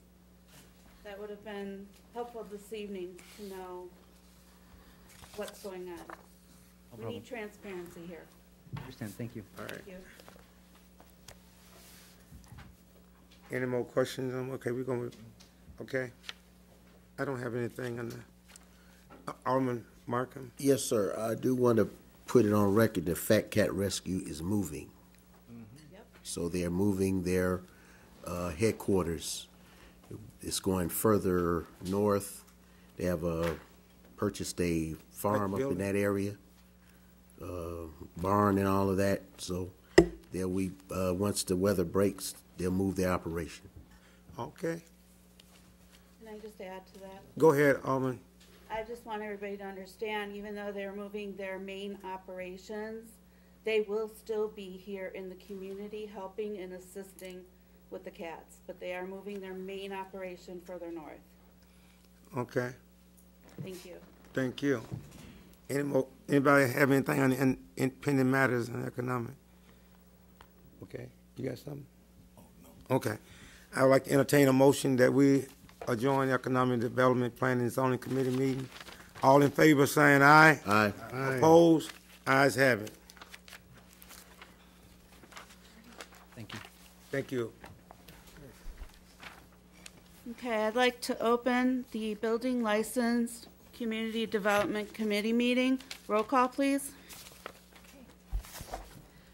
Alderman Fisher? Alderman Fisher? Here. Alderman Mayfield? Present. Alderman Evans? Here. Alderman Allen? Here. Alderman Markham? Present. Alderman Runnels? Here. Alderman January? Present. We have a two-line item agenda. One is discussion, taxi ordinance, taxi companies, and then 2 is pending matters. We'll start with, obviously, the taxi ordinance and the companies. If everyone will be patient with me, I would like to, just for the citizens, to be aware of what we're talking about this evening, I'd like to read our ordinance in that portion of the licensing of the taxi cabs. It is found in 5-25B-3, licensing and enforcement, establishment of fees. A, licensing of taxi cab operators, livery operators, public transportation operators, and public passenger vehicles shall be under the control and supervision of the city comptroller. The enforcement provision of this article shall be under the control and supervision of the chief of police, including the making of any vehicles and taxi meter inspections provided by this article. B, the chief of police shall have the authority to appoint such persons as he may deem necessary to enforce the provision of this article and to perform any duties assigned to the chief of police by this article. C, the city comptroller shall have the authority to appoint such persons as he or she may deem necessary to perform duties that are under the control and supervision of the city comptroller. D, the city council shall have the authority to establish fees for any license to be issued pursuant to this article. Under the license required portion, which is Part 4, it says it shall be unlawful for any persons to own or operate a public passenger vehicle company within the corporate city limits of the city of North Chicago without having first obtained a public passenger vehicle company license from the city. Any public passenger vehicle operating within the city is presumed to be in service. There are two separate class licenses. The first one is Class A license, which is under this part of the section. And it says every public passenger vehicle company that has a Class A license shall operate every public passenger vehicle regularly in the city to the extent reasonably necessary so as to meet the public demand for passenger service. Every public passenger vehicle company that has a Class A license shall be required to maintain a commercial office space within the corporate limits of the city as a central place of business for the purpose of receiving calls and dispatching vehicles, except that in the event a passenger vehicle company pays an additional $1,000 upon application for a renew of its Class A license. Such company shall not be required to maintain such commercial office space within the corporate limits of the city. No more than one public passenger vehicle company may operate out of a single office space within the corporate limits of the city unless there's a common ownership of all companies utilizing the space. Each public passenger vehicle company that has a Class A license shall keep in operation at all times a regular telephone service landline so that persons desiring to hire a public passenger vehicle may call the public passenger vehicle company. The owner of the public passenger vehicle company shall list the telephone numbers in the local and regional telephone directories, which are published for the city by the telephone company which furnishes local telephone service. The published telephone numbers for the public passenger vehicle company shall be answered at the vehicle company central office located within the city limits. Every public passenger vehicle company that has a Class A license shall answer all calls received for service within the limits. If service cannot be rendered within a reasonable time, the company shall notify the customer of such and give the reason for the delay. It shall be unlawful for any public passenger vehicle that has a Class A license to refuse to accept a request for service anywhere within the corporate limits of the city at any time vehicles are available to provide service. There shall be no more than 3 Class A licenses in effect at any given moment in time. The fee for the Class A license shall be $300. There shall be no more than 75 Class A licensed taxi cabs in the city. Each Class A licensed public passenger vehicle company shall be entitled to 25 of those. Class A licensed taxi cabs, except that any Class A licensed vehicle company that has more than 25 Class A license as of a date of this ordinance has been passed, shall be entitled to renew such excess Class A license. A Class A licensed public vehicle company shall pay a fee of $250 each for the first 25 Class A licensed taxi cabs that operate in the city, and shall pay a fee of $750 each for any Class A licensed taxi cab in excess of the 25. Every public passenger vehicle that has a Class A license shall have the right to pick up passengers anywhere within the city, including the Naval Station Great Lakes Taxi Cab Stand. Class B, the second type of license that is available to our taxi cabs. Beginning September 1st, 2010, every public passenger vehicle company that is licensed by another municipality and whose passenger vehicles have a Class B license shall have the right to stage such public passenger vehicles at Naval Station Great Lakes Taxi Cab Stand. Such initial Class B license shall run through July 31st, 2011. The fee for the Class B license shall be $1,000 per vehicle. After July 31st, 2011, a Class B license shall run from August 1st through July 31st of the following year, unless such license has been otherwise suspended or revoked under the provisions of this ordinance. I'm going to kind of quit there because it is lengthy. But I just wanted you guys to be aware that there are two class licenses in our city, a License A and a License B. And it has been brought to my attention by several cab companies that there has been numerous issues with our police department interfering with them being able to make money within our city. We've also had citizens call with complaints to the mayor, and the mayor can contest that there has been, and I can contest because I have received some calls myself, that they are not able to get a taxi cab at 1 o'clock in the morning, 3 o'clock in the morning, when they need to get to the airport for a flight. So we have many issues that we are addressing. We have, the mayor has kept me up to date. Chief Perez now has been keeping me up to date. There has been 2 meetings with the License A companies here within the city limits, and we've had 2 meetings. I think they're going productive and very well.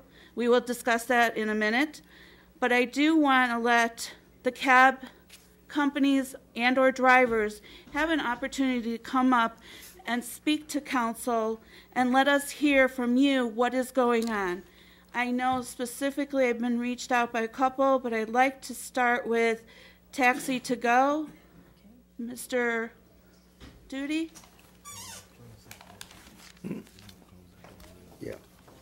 Thank you for coming forth, and please speak to the council candidly.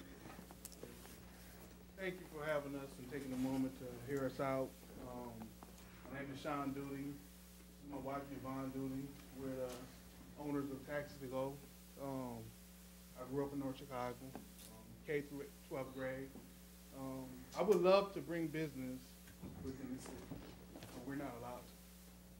We pay $1,000. So you're, excuse me, you're licensed Class B. Class B. Class B. Okay. We pay $1,000 versus, you know, what the Class A pay, but we can do less. We're restricted to only picking up at the military base. Okay. Which now we're being told that we can't pick up from the commissary, the Navy Lodge, you know, and Navy housing. And what's happening is, well, we bring these families, my son is in the military. We bring these families in. I'm very emotional because because this has struck nerve. You know, it's sad. My son is in the military. We bring these families in here, and they want a good experience. You know, now the Navy is requiring us to take the parents to pick up tickets from the commissary. We're being told we can't even take them to, once we drop them off, we have to put them out the cab and put their bags out the cab. If the police see us picking up, they said they will write us a ticket. So we have to put these families out of our cabs because we're Class B. That's crazy. And that's not fair. That's crazy. It's not fair. I took a little data since this email went out on just how many calls that we get just from a 7-day period. Monday on the 12th, 2 calls. We cannot pick them up because we're Class B. Tuesday, 4 calls. We cannot pick them up because we're Class B. Wednesday, 7 calls. Class B.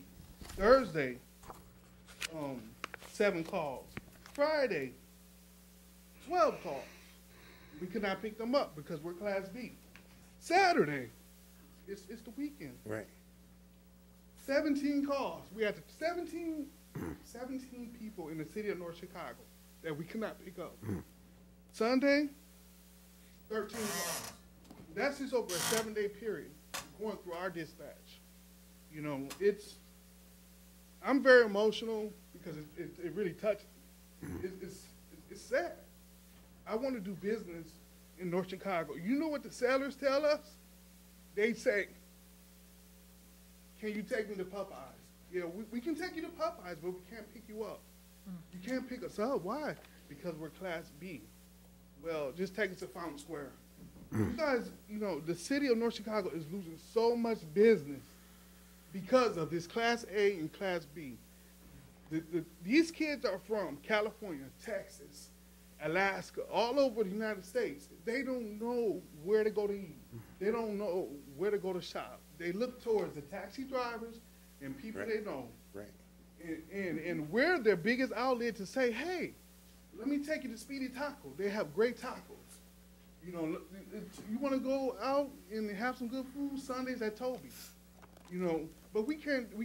They don't want to go to those places because they are committed to the company. The parents, when we bring the kids in, the parents say, take care of my child. We trust you guys.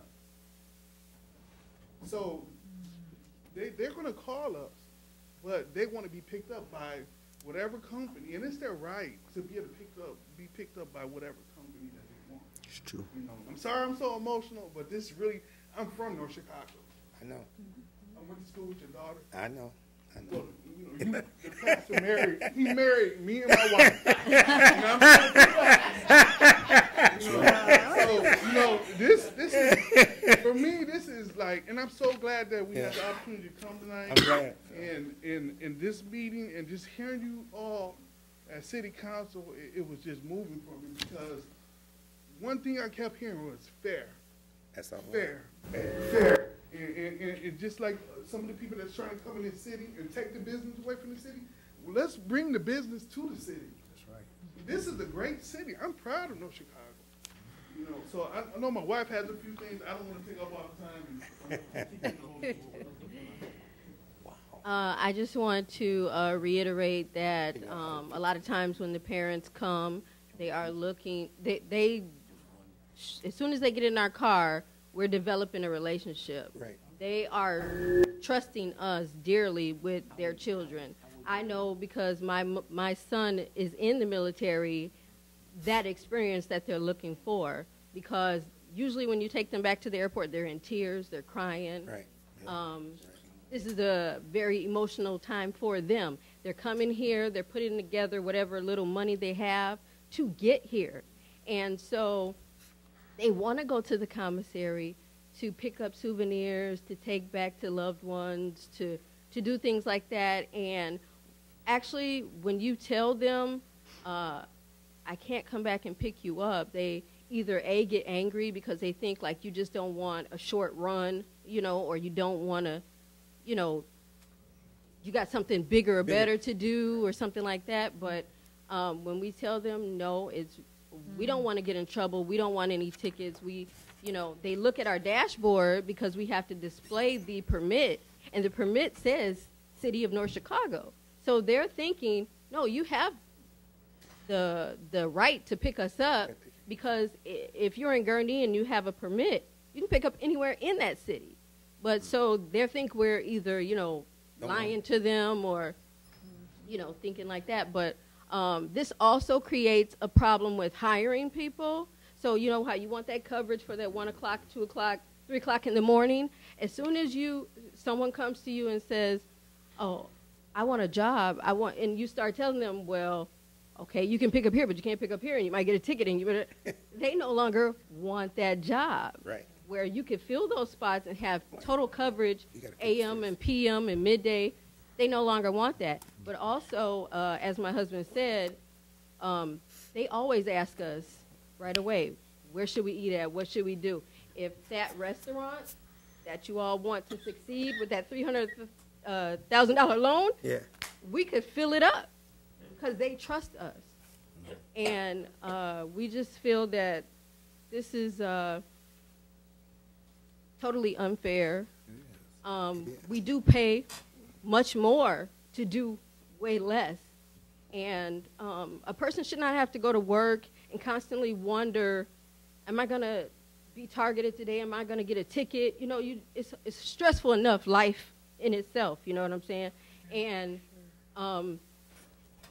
when you're dealing with other life factors, my grandmother was told she was going to be in hospice, and I'm dealing with, can I just drive to the commissary to pick up a parent?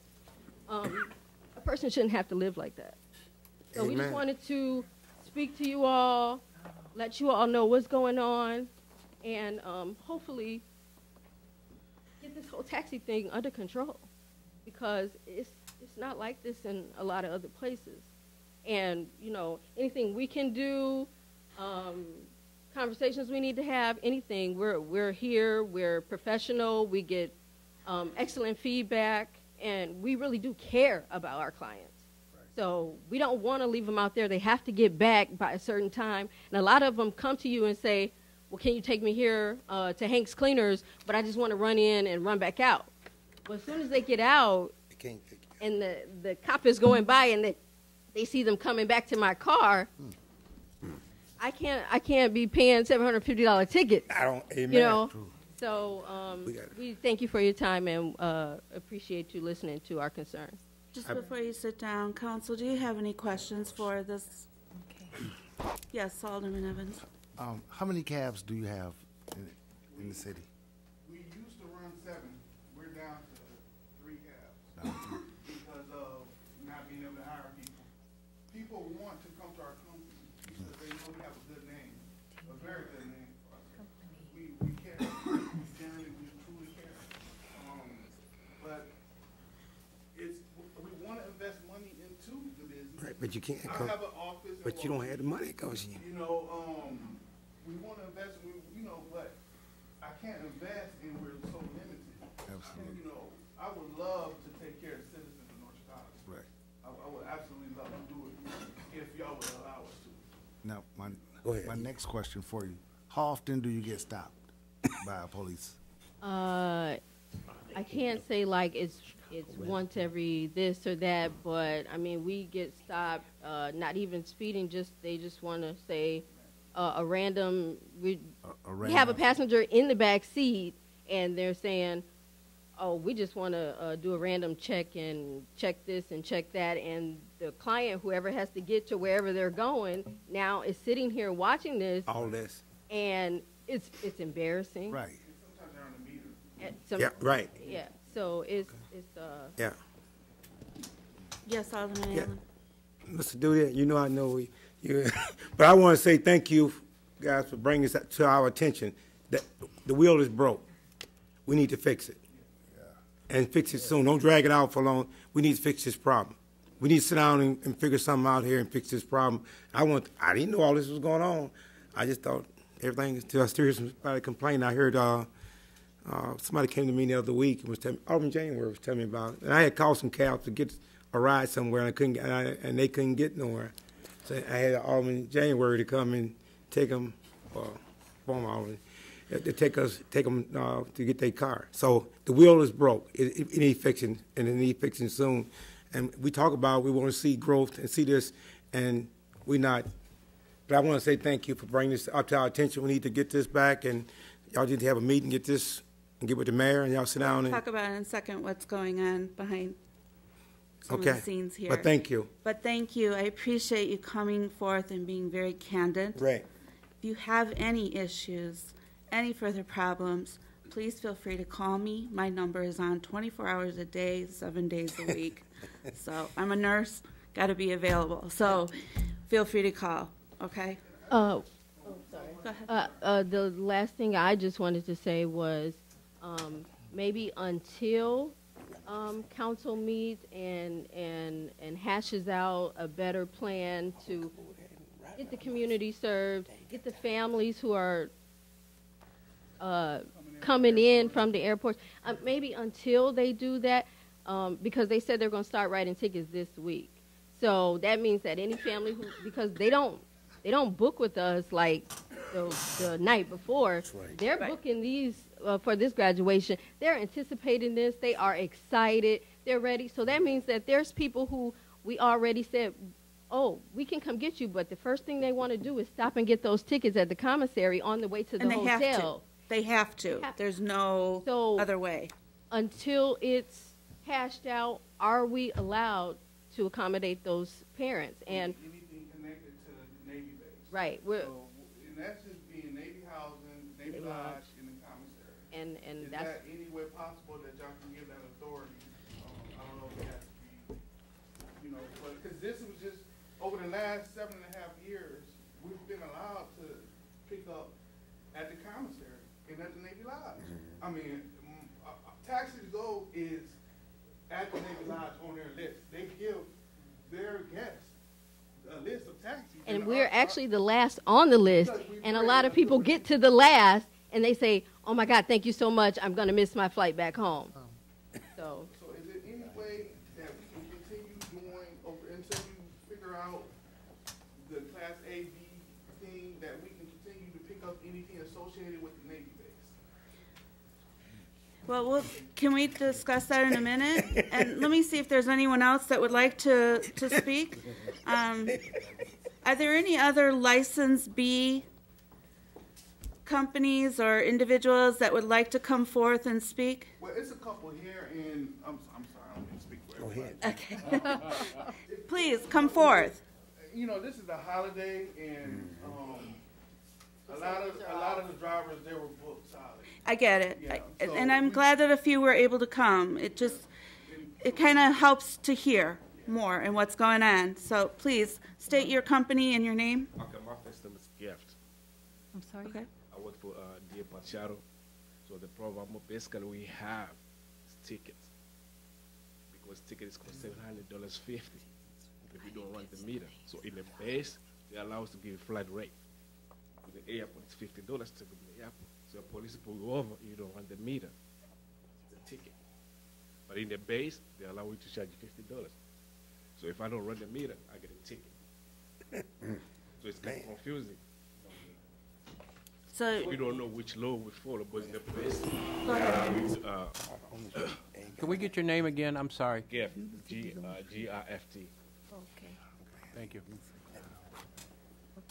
Go ahead. I'm sorry. So in the base, it's allowed you to like flat rate. It's $50 from the base to the airport. So if I pick him from the base, I tell him $50. I'm not running a meter. When it's a pull him over, they ask, why you not run the meter? because you're coming from the actually from the on the base. You have the sticker To for the airport, base. yeah. Okay. I'm getting tickets in under 50. So there's some confusion here. So that's confused. From the last year, from November to December, I've been put 10 times. Whoa. Whoa. What is the ordinance for the city of North Chicago? What does it say? I'm a Class B license. Do you run a meter for the ordinance though? I don't pick in the city. I only pick in the base. Okay, So but I my guess ordinance means I work from the base to go outside the base.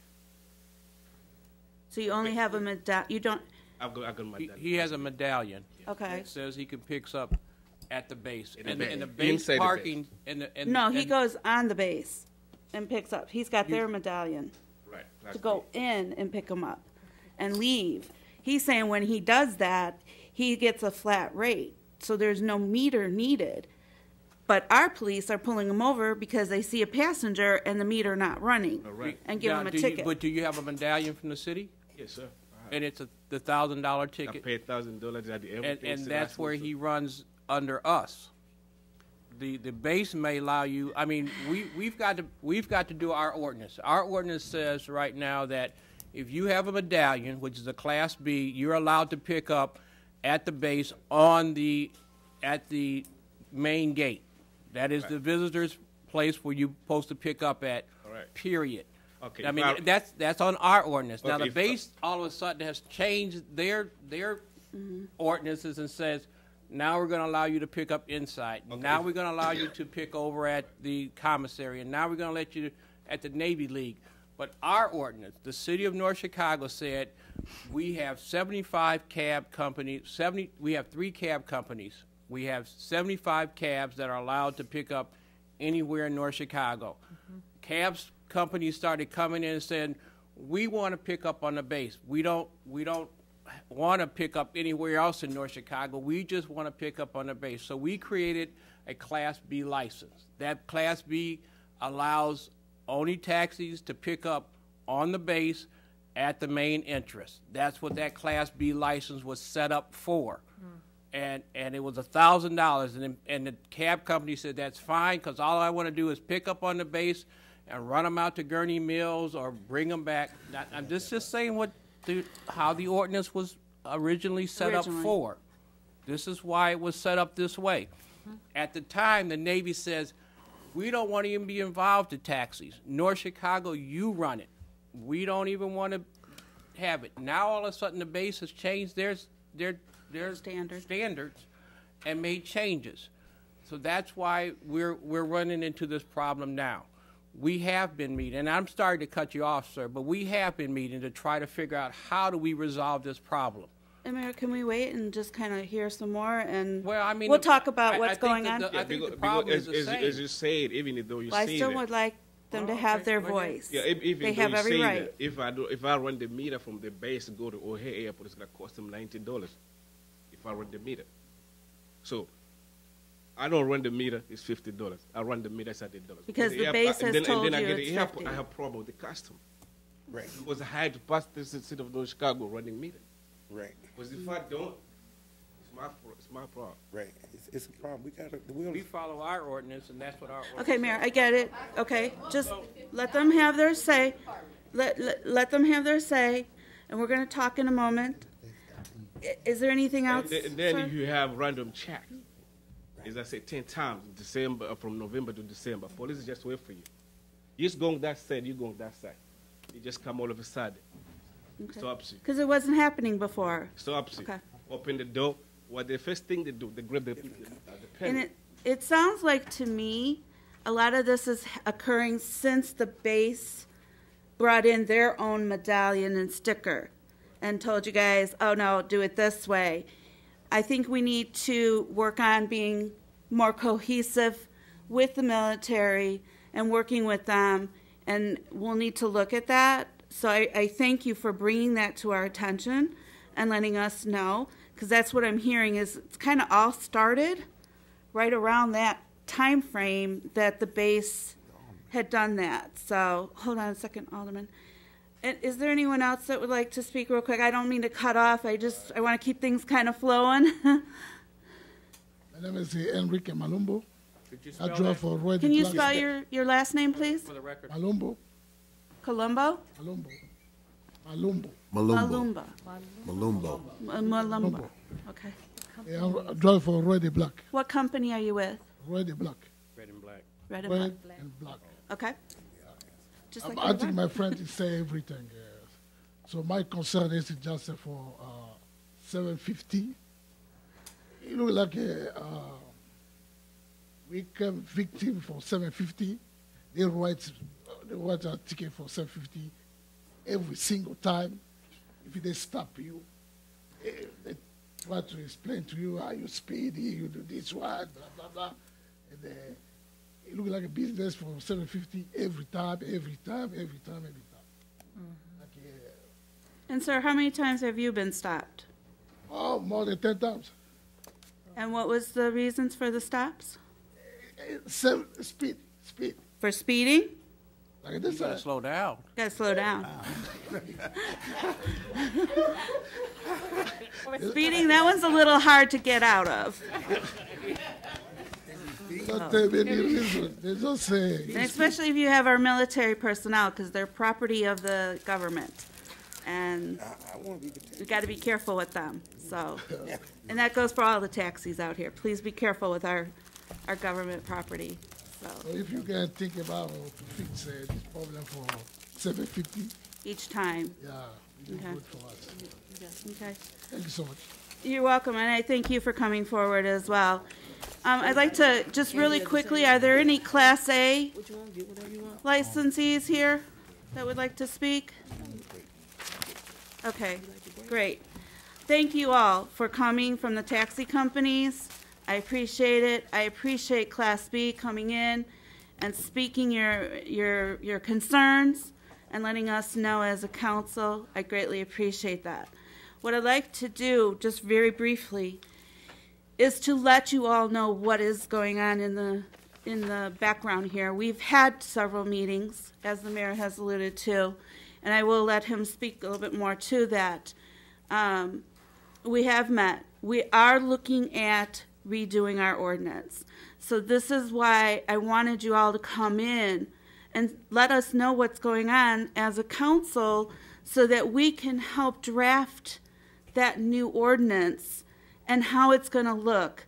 Our ordinance is out of date. It really needs to be brought up to date and to best practice. And that's what we've been looking at and what we'd like to do. And we need to work closely with the military and see what we can do to kind of get that back cohesive and an understanding with each other as entities in this community, so that we will look at as well closely. Now, will your issues of the commissary picking up and stuff be resolved tonight? I don't think so, but we will do our best to get them resolved as quickly as possible. I know we are looking to take our 2 licenses and bring them into 1.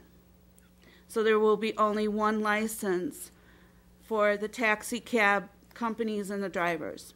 Okay? So I'm going to turn it over to the mayor and let him kind of speak a little bit more if he'd like. Well, I'm going to turn So- it over to the chief. Let Chief? him- let- Okay. Let the chief Sure. speak on that. Sure. I mean, Sure. Madam Chairman and Council, we have been talking to the military, and actually, as we talked last night, that's one of the first things we did when we found out that the military was telling the taxi cab drivers to do something contrary to our ordinance. They realized at that point in time, what had happened with the military was the folks that were handling their taxi cab drivers retired. New folks came in, they came up with new rules. They were not aware of our ordinance. So Sergeant Mejia and Officer Sellers, who are in charge of the taxi program, actually reached out to them, spoke to them. We think we're on the same common ground with them. Okay. The other thing is, as we talked about last night, we're actually in the process of making recommendations to the mayor, yourself, and ultimately council about changing some of the things in our ordinances. One of the recommendations made is that the fact that we should go to 1 license, which will allow taxi cab drivers to pick up and drop off anywhere in the city of North Chicago as long as they're licensed.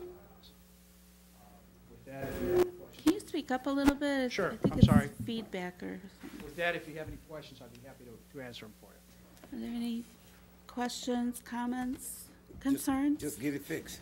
Just Get try it to fixed. get it Yeah, fixed. I mean, let me just say, and you know, again, as I said, we do have an ordinance, and we do have to adhere by our ordinance, you know, and we know that we have a problem. And the first problem we had is, again, not getting picked up between 10 o'clock at night and probably 6 in the morning. That's where a lot of people call and says, hey, I need a ride. The A licenses that are out there, one of their problems, and they say that all their drivers are contracted drivers. They set their own hours, basically. So at night, if they don't wish to pick up, they don't pick up. So we have a problem there. We knew it. And one of the things that we talked about, because we've had several meetings to try to, how do we resolve this? Again, one of the And be fair about it across the board, not just looking yeah, at. and that was where we said maybe instead of having two different licenses, have one license. The B licenses may drop in price. The A licenses may go up in price, but it'd be one set price for everybody. Everybody gets inspected just like they would now. There'd be no more medallions. They can pick up anywhere in the city of North Chicago. You have more taxi cabs out there, and a better opportunity for those people to get picked up between 10 and 6 o'clock at night. One of the other things we even talked about is if there's a concern, and we don't know if this will be able to even be set up or not, but if there's taxi drivers that are concerned that having money between those hours and the safety, maybe they can go to almost like an Uber or a Lyft, where you automatically pay for that pickup and you carry no cash. Just, and that's something that, again, we've talked about. I mean, these are things that are out there that we know that in order for the residents of North Chicago to have the services, we got to make sure that the supply of the taxis are out there and the taxi drivers themselves are safe also, that are out there being picked up. I mean, there's a lot of things that we've and talked our about. residents too, And the being residents, safe. sure. Good. I mean, that's, so I mean, those are some of the issues we talked about. We are looking, hopefully, to get something in place as soon as possible. When you speak on, is there something that we can do right away tonight? Right. Let us try to work something out before the end of the week. Maybe before Friday, when we know that the military picks up. Amen. And see, that's another thing that the military just started. Yeah. Having tickets at the commissary. They never did that until within the last month or two. Wow. They just started that, where the guests have to go and get a ticket over at the commissary before they can go to the graduation. We never had that concern, or so they're making changes, without confronting us even. Well, that's why I'm saying the communications between the two entities needs to improve. There needs to be discussion. There needs to be, maybe even monthly, we meet with the military personnel over this area and say, we just want to catch up with you. Any new updates, anything changed? We want to be proactive and work together. I think if we as a city start reaching out like that, we're going to see much more neighborly And I think that actions like and you said, when that retirement came and the new personnel came on board, it again there was changes made that we weren't made aware of, and so again we will have to reach out to them and say, and again, even maybe even asking them to keep a copy of the ordinance that we put in place in their office, so that if there is a turnover again, that person knows and has that available. Yes, it's available on the website, we know that, but again, trying to be proactive, trying to be neighborly, trying to put our arms around everybody and making sure there's good communications back and forth. So, absolutely, Madam Chairman, one of the things, to your point, one of the things we did proactively was actually contact each of the B license companies before we started ticketing them for this type of behavior, and letting them know ahead of time that, hey, look, even though the Navy says you have the right to do these things, by our ordinance, you do not. Mm-hmm. So if you continue to do it, by next week, we're going to start ticketing. Okay.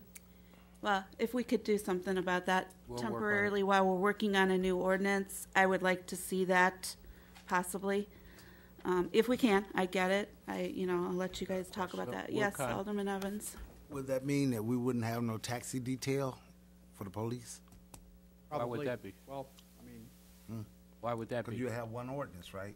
But they still we want to make sure they still are adhering to, They still have to go through inspection and application, right. there's stops not just because of the pickups, but to make sure that the taxi cab, even though they do the inspections here, they still, clean, running the meters, things like that has to be, adhered to.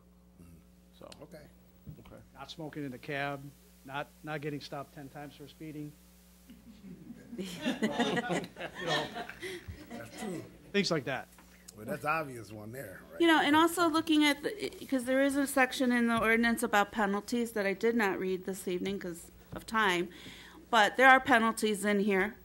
We need to look at those. We need to say, and adhere to these that, I just throwing numbers out in a recommendation of, if you're caught speeding and you have a civilian in your car, it's $800. I'm just throwing out numbers. Please don't get mad. I'm just throwing out numbers. But $800. If it's military, it's $1,000. So it just helps. Why would you do one to the other? I'm sorry. Because military is government property and needs to be protected. Our citizens And so do the citizens, but again, I'm just throwing out some numbers, some ideas. I try to throw out things and just kind of, see. But we need to put penalties in and adhere to those. And that way, and I hate to use the word conformity, but it makes a person conform and follow the rules and regulations that are set forth. So. And currently, the penalties are graduated. The first time is a $250 fine. Second and subsequent are $750. Right, and that's not, like I said, we could look at too, but is there any way that maybe we could have something kind of drafted by next council meeting, 2 weeks? Just a draft, just to kind of start conversation and talking? I know with the A and B trying to combine them, we still had issues out there, and I don't know if they can be resolved yet or not, but I'll work with our chief and the officers to see if there's something we can do to try to move that process along. Well, then what I would like to do is I'm going to keep bringing this up on council. Sure. And just have conversation. You guys come up with any suggestions, ideas. Let's bring them to the floor. Let the mayor know. Let Chief Perez know. And the chief has been keeping in contact with you regarding. Yes. Okay. Yes. Very good. Thank you so much. So, yeah, I think we will do our best to get this taken care of as quickly as we can. And like I said, hopefully, Mayor, Chief, we can resolve what's happening currently, just a little. So they need to make money. They need to make a life for their family, support their families. So I hate to see us keep taking stuff away. We'll work to get it resolved. Okay. Thank you, Chief. Thank you. Thank you, Mayor. I appreciate it. Sure.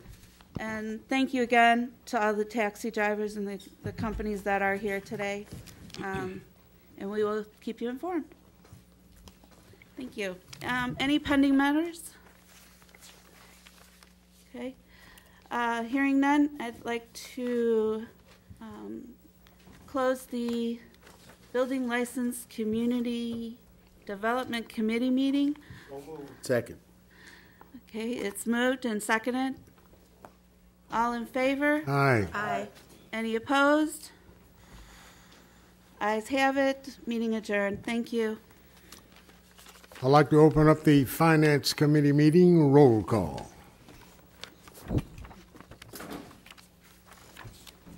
Alderman Fisher. Present.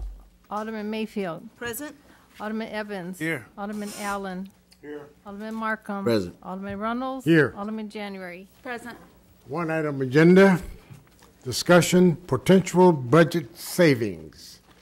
Call upon our Chief of Staff, Deb Wazak. Good evening, Deb. Hi, good evening. Thank you, Mr. Chair. So, many of you have come up to me and said, Deb, find some ways where we can save some money. So I found some ways where we can save some money, about $1 million worth. You don't have a document in your packet because my numbers are not solid yet. So let me give you an example. The first area has to do with our bonds and refunding of the 2007 B issue. So we estimated the savings to be about $400,000. I talked to our financial advisor, Ellers. Their estimate was almost $900,000. So I don't know if we overestimated the attorney's costs and the underwriter's fee and so on. We have a meeting with them on February 22nd, so I'll have more information at that time, and then I can give you a document with solid numbers. So that's the first area, and that's $300,000 to $400,000 our estimate of today's dollars. Second has to do with dispatch. We've talked about this several times. There's two areas here where we have potential savings. One is the outsourcing of dispatch.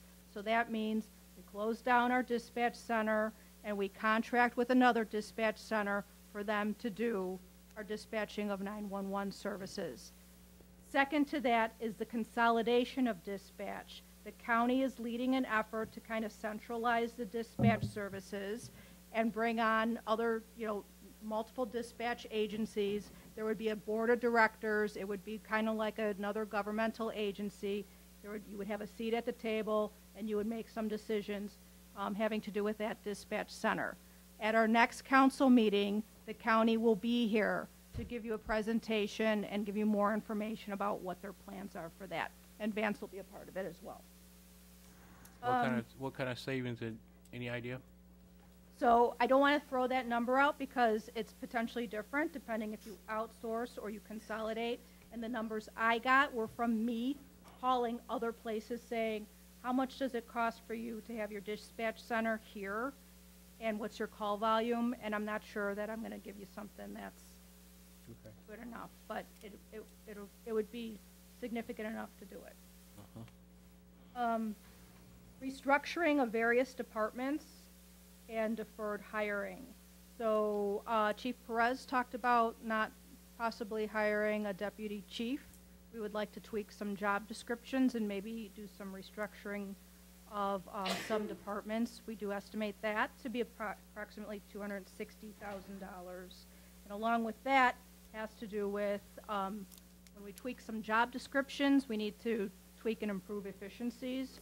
So every council meeting, Alderman January says, when will the checks be cut?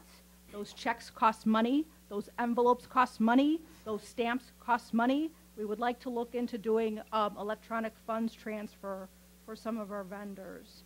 I don't have a number on that yet because I don't know how many vendors will accept electronic funds transfer. I will tell you that paper is expensive. Walmart, they just reduced the length of their receipts and they save $6 million per year just by reducing the length of their receipts. So that's what we have. We would like to potentially schedule some one-on-one meetings with everyone so we can go through this in further detail when we have more solid numbers, and we'll do so at your convenience. I know that some of you have demanding work schedules. Questions, comments? There you are, folks, the potential savings. Any questions? You said that the county gonna be in next 2 weeks, right? Correct. But to do the county outsource, it'll take about a year to get that resolved, right? Because they're not ready to do anything. Right. So do you want to wait that year? You may want to move, I'm just saying, can you come in later? So that's why I'm asking the question. So a year, and other times you can move in within a few months. So, yeah, good question. So I talked to the county and I asked them, could we potentially be on a parallel track here? Outsource to the county dispatch while we're moving toward consolidation. So outsourcing, of course, would be quicker than doing this consolidated dispatch center because they got to build a building. Right. Yeah.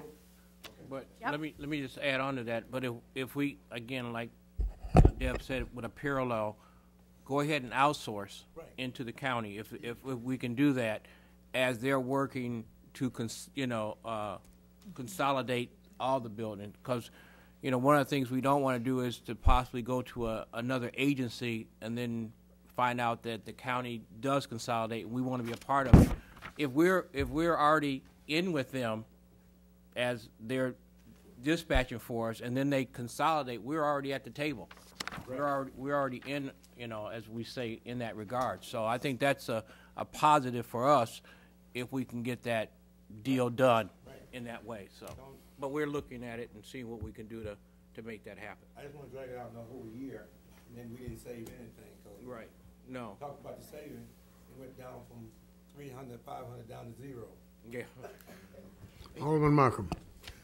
When will you have these other numbers? I know the dispatch services will be discussed the next time, but the bond, the restructuring, and the, what was the other, transfer? Yeah.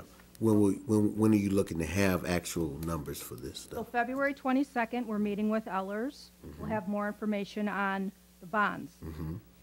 So the county will be here to talk about consolidation of dispatch. I just gave the county some dates when the city will meet with them about outsourcing. Okay. So we'll have more information probably mid-March. That will be in a committee meeting, correct? Correct. Okay. Mid-March. The restructuring of various departments, you know, we did come up with a $260,000 number, but like I said, we would like to meet with everybody one-on-one to see what they actually want to do as far as that goes. And So then, how long is that going to be? pardon me? What time frame are you looking for that restructuring? Oh, so we already started our first meeting with Alderman Runnels, and I don't know what Tina has set up yet, the other alderman. Yeah. So that's going to come up in the next 2 weeks. Okay. And then the other parts, having to do with the office supply cuts and so on, that would be mid-March as well. So we're almost there. Okay. I was asked to give this presentation today to make sure that you knew that we're working on it well in advance of the budget. Any more questions? Hearing none. Just let me say this. Thank you, Deb. Thank you for the hard work. I know it's hard to go through a budget and take a look and try to figure out where can the cuts be. I appreciate that this is being done, that there's being discussion on this matter before we go into our new budget year. So thank you, and let's keep up the good work, and let's keep moving forward to make appropriate cuts and start making some savings and see that money staying within the city and not being so readily spent. Thank you. Any more? Any more comments? Deb, thank you so much. My pleasure. Thank you. With that, I'd like to entertain a motion to adjourn the Finance Committee meeting. Second. It's been moved in second. All in favor? Aye. Aye. All opposed? Ayes have it. Meeting adjourned.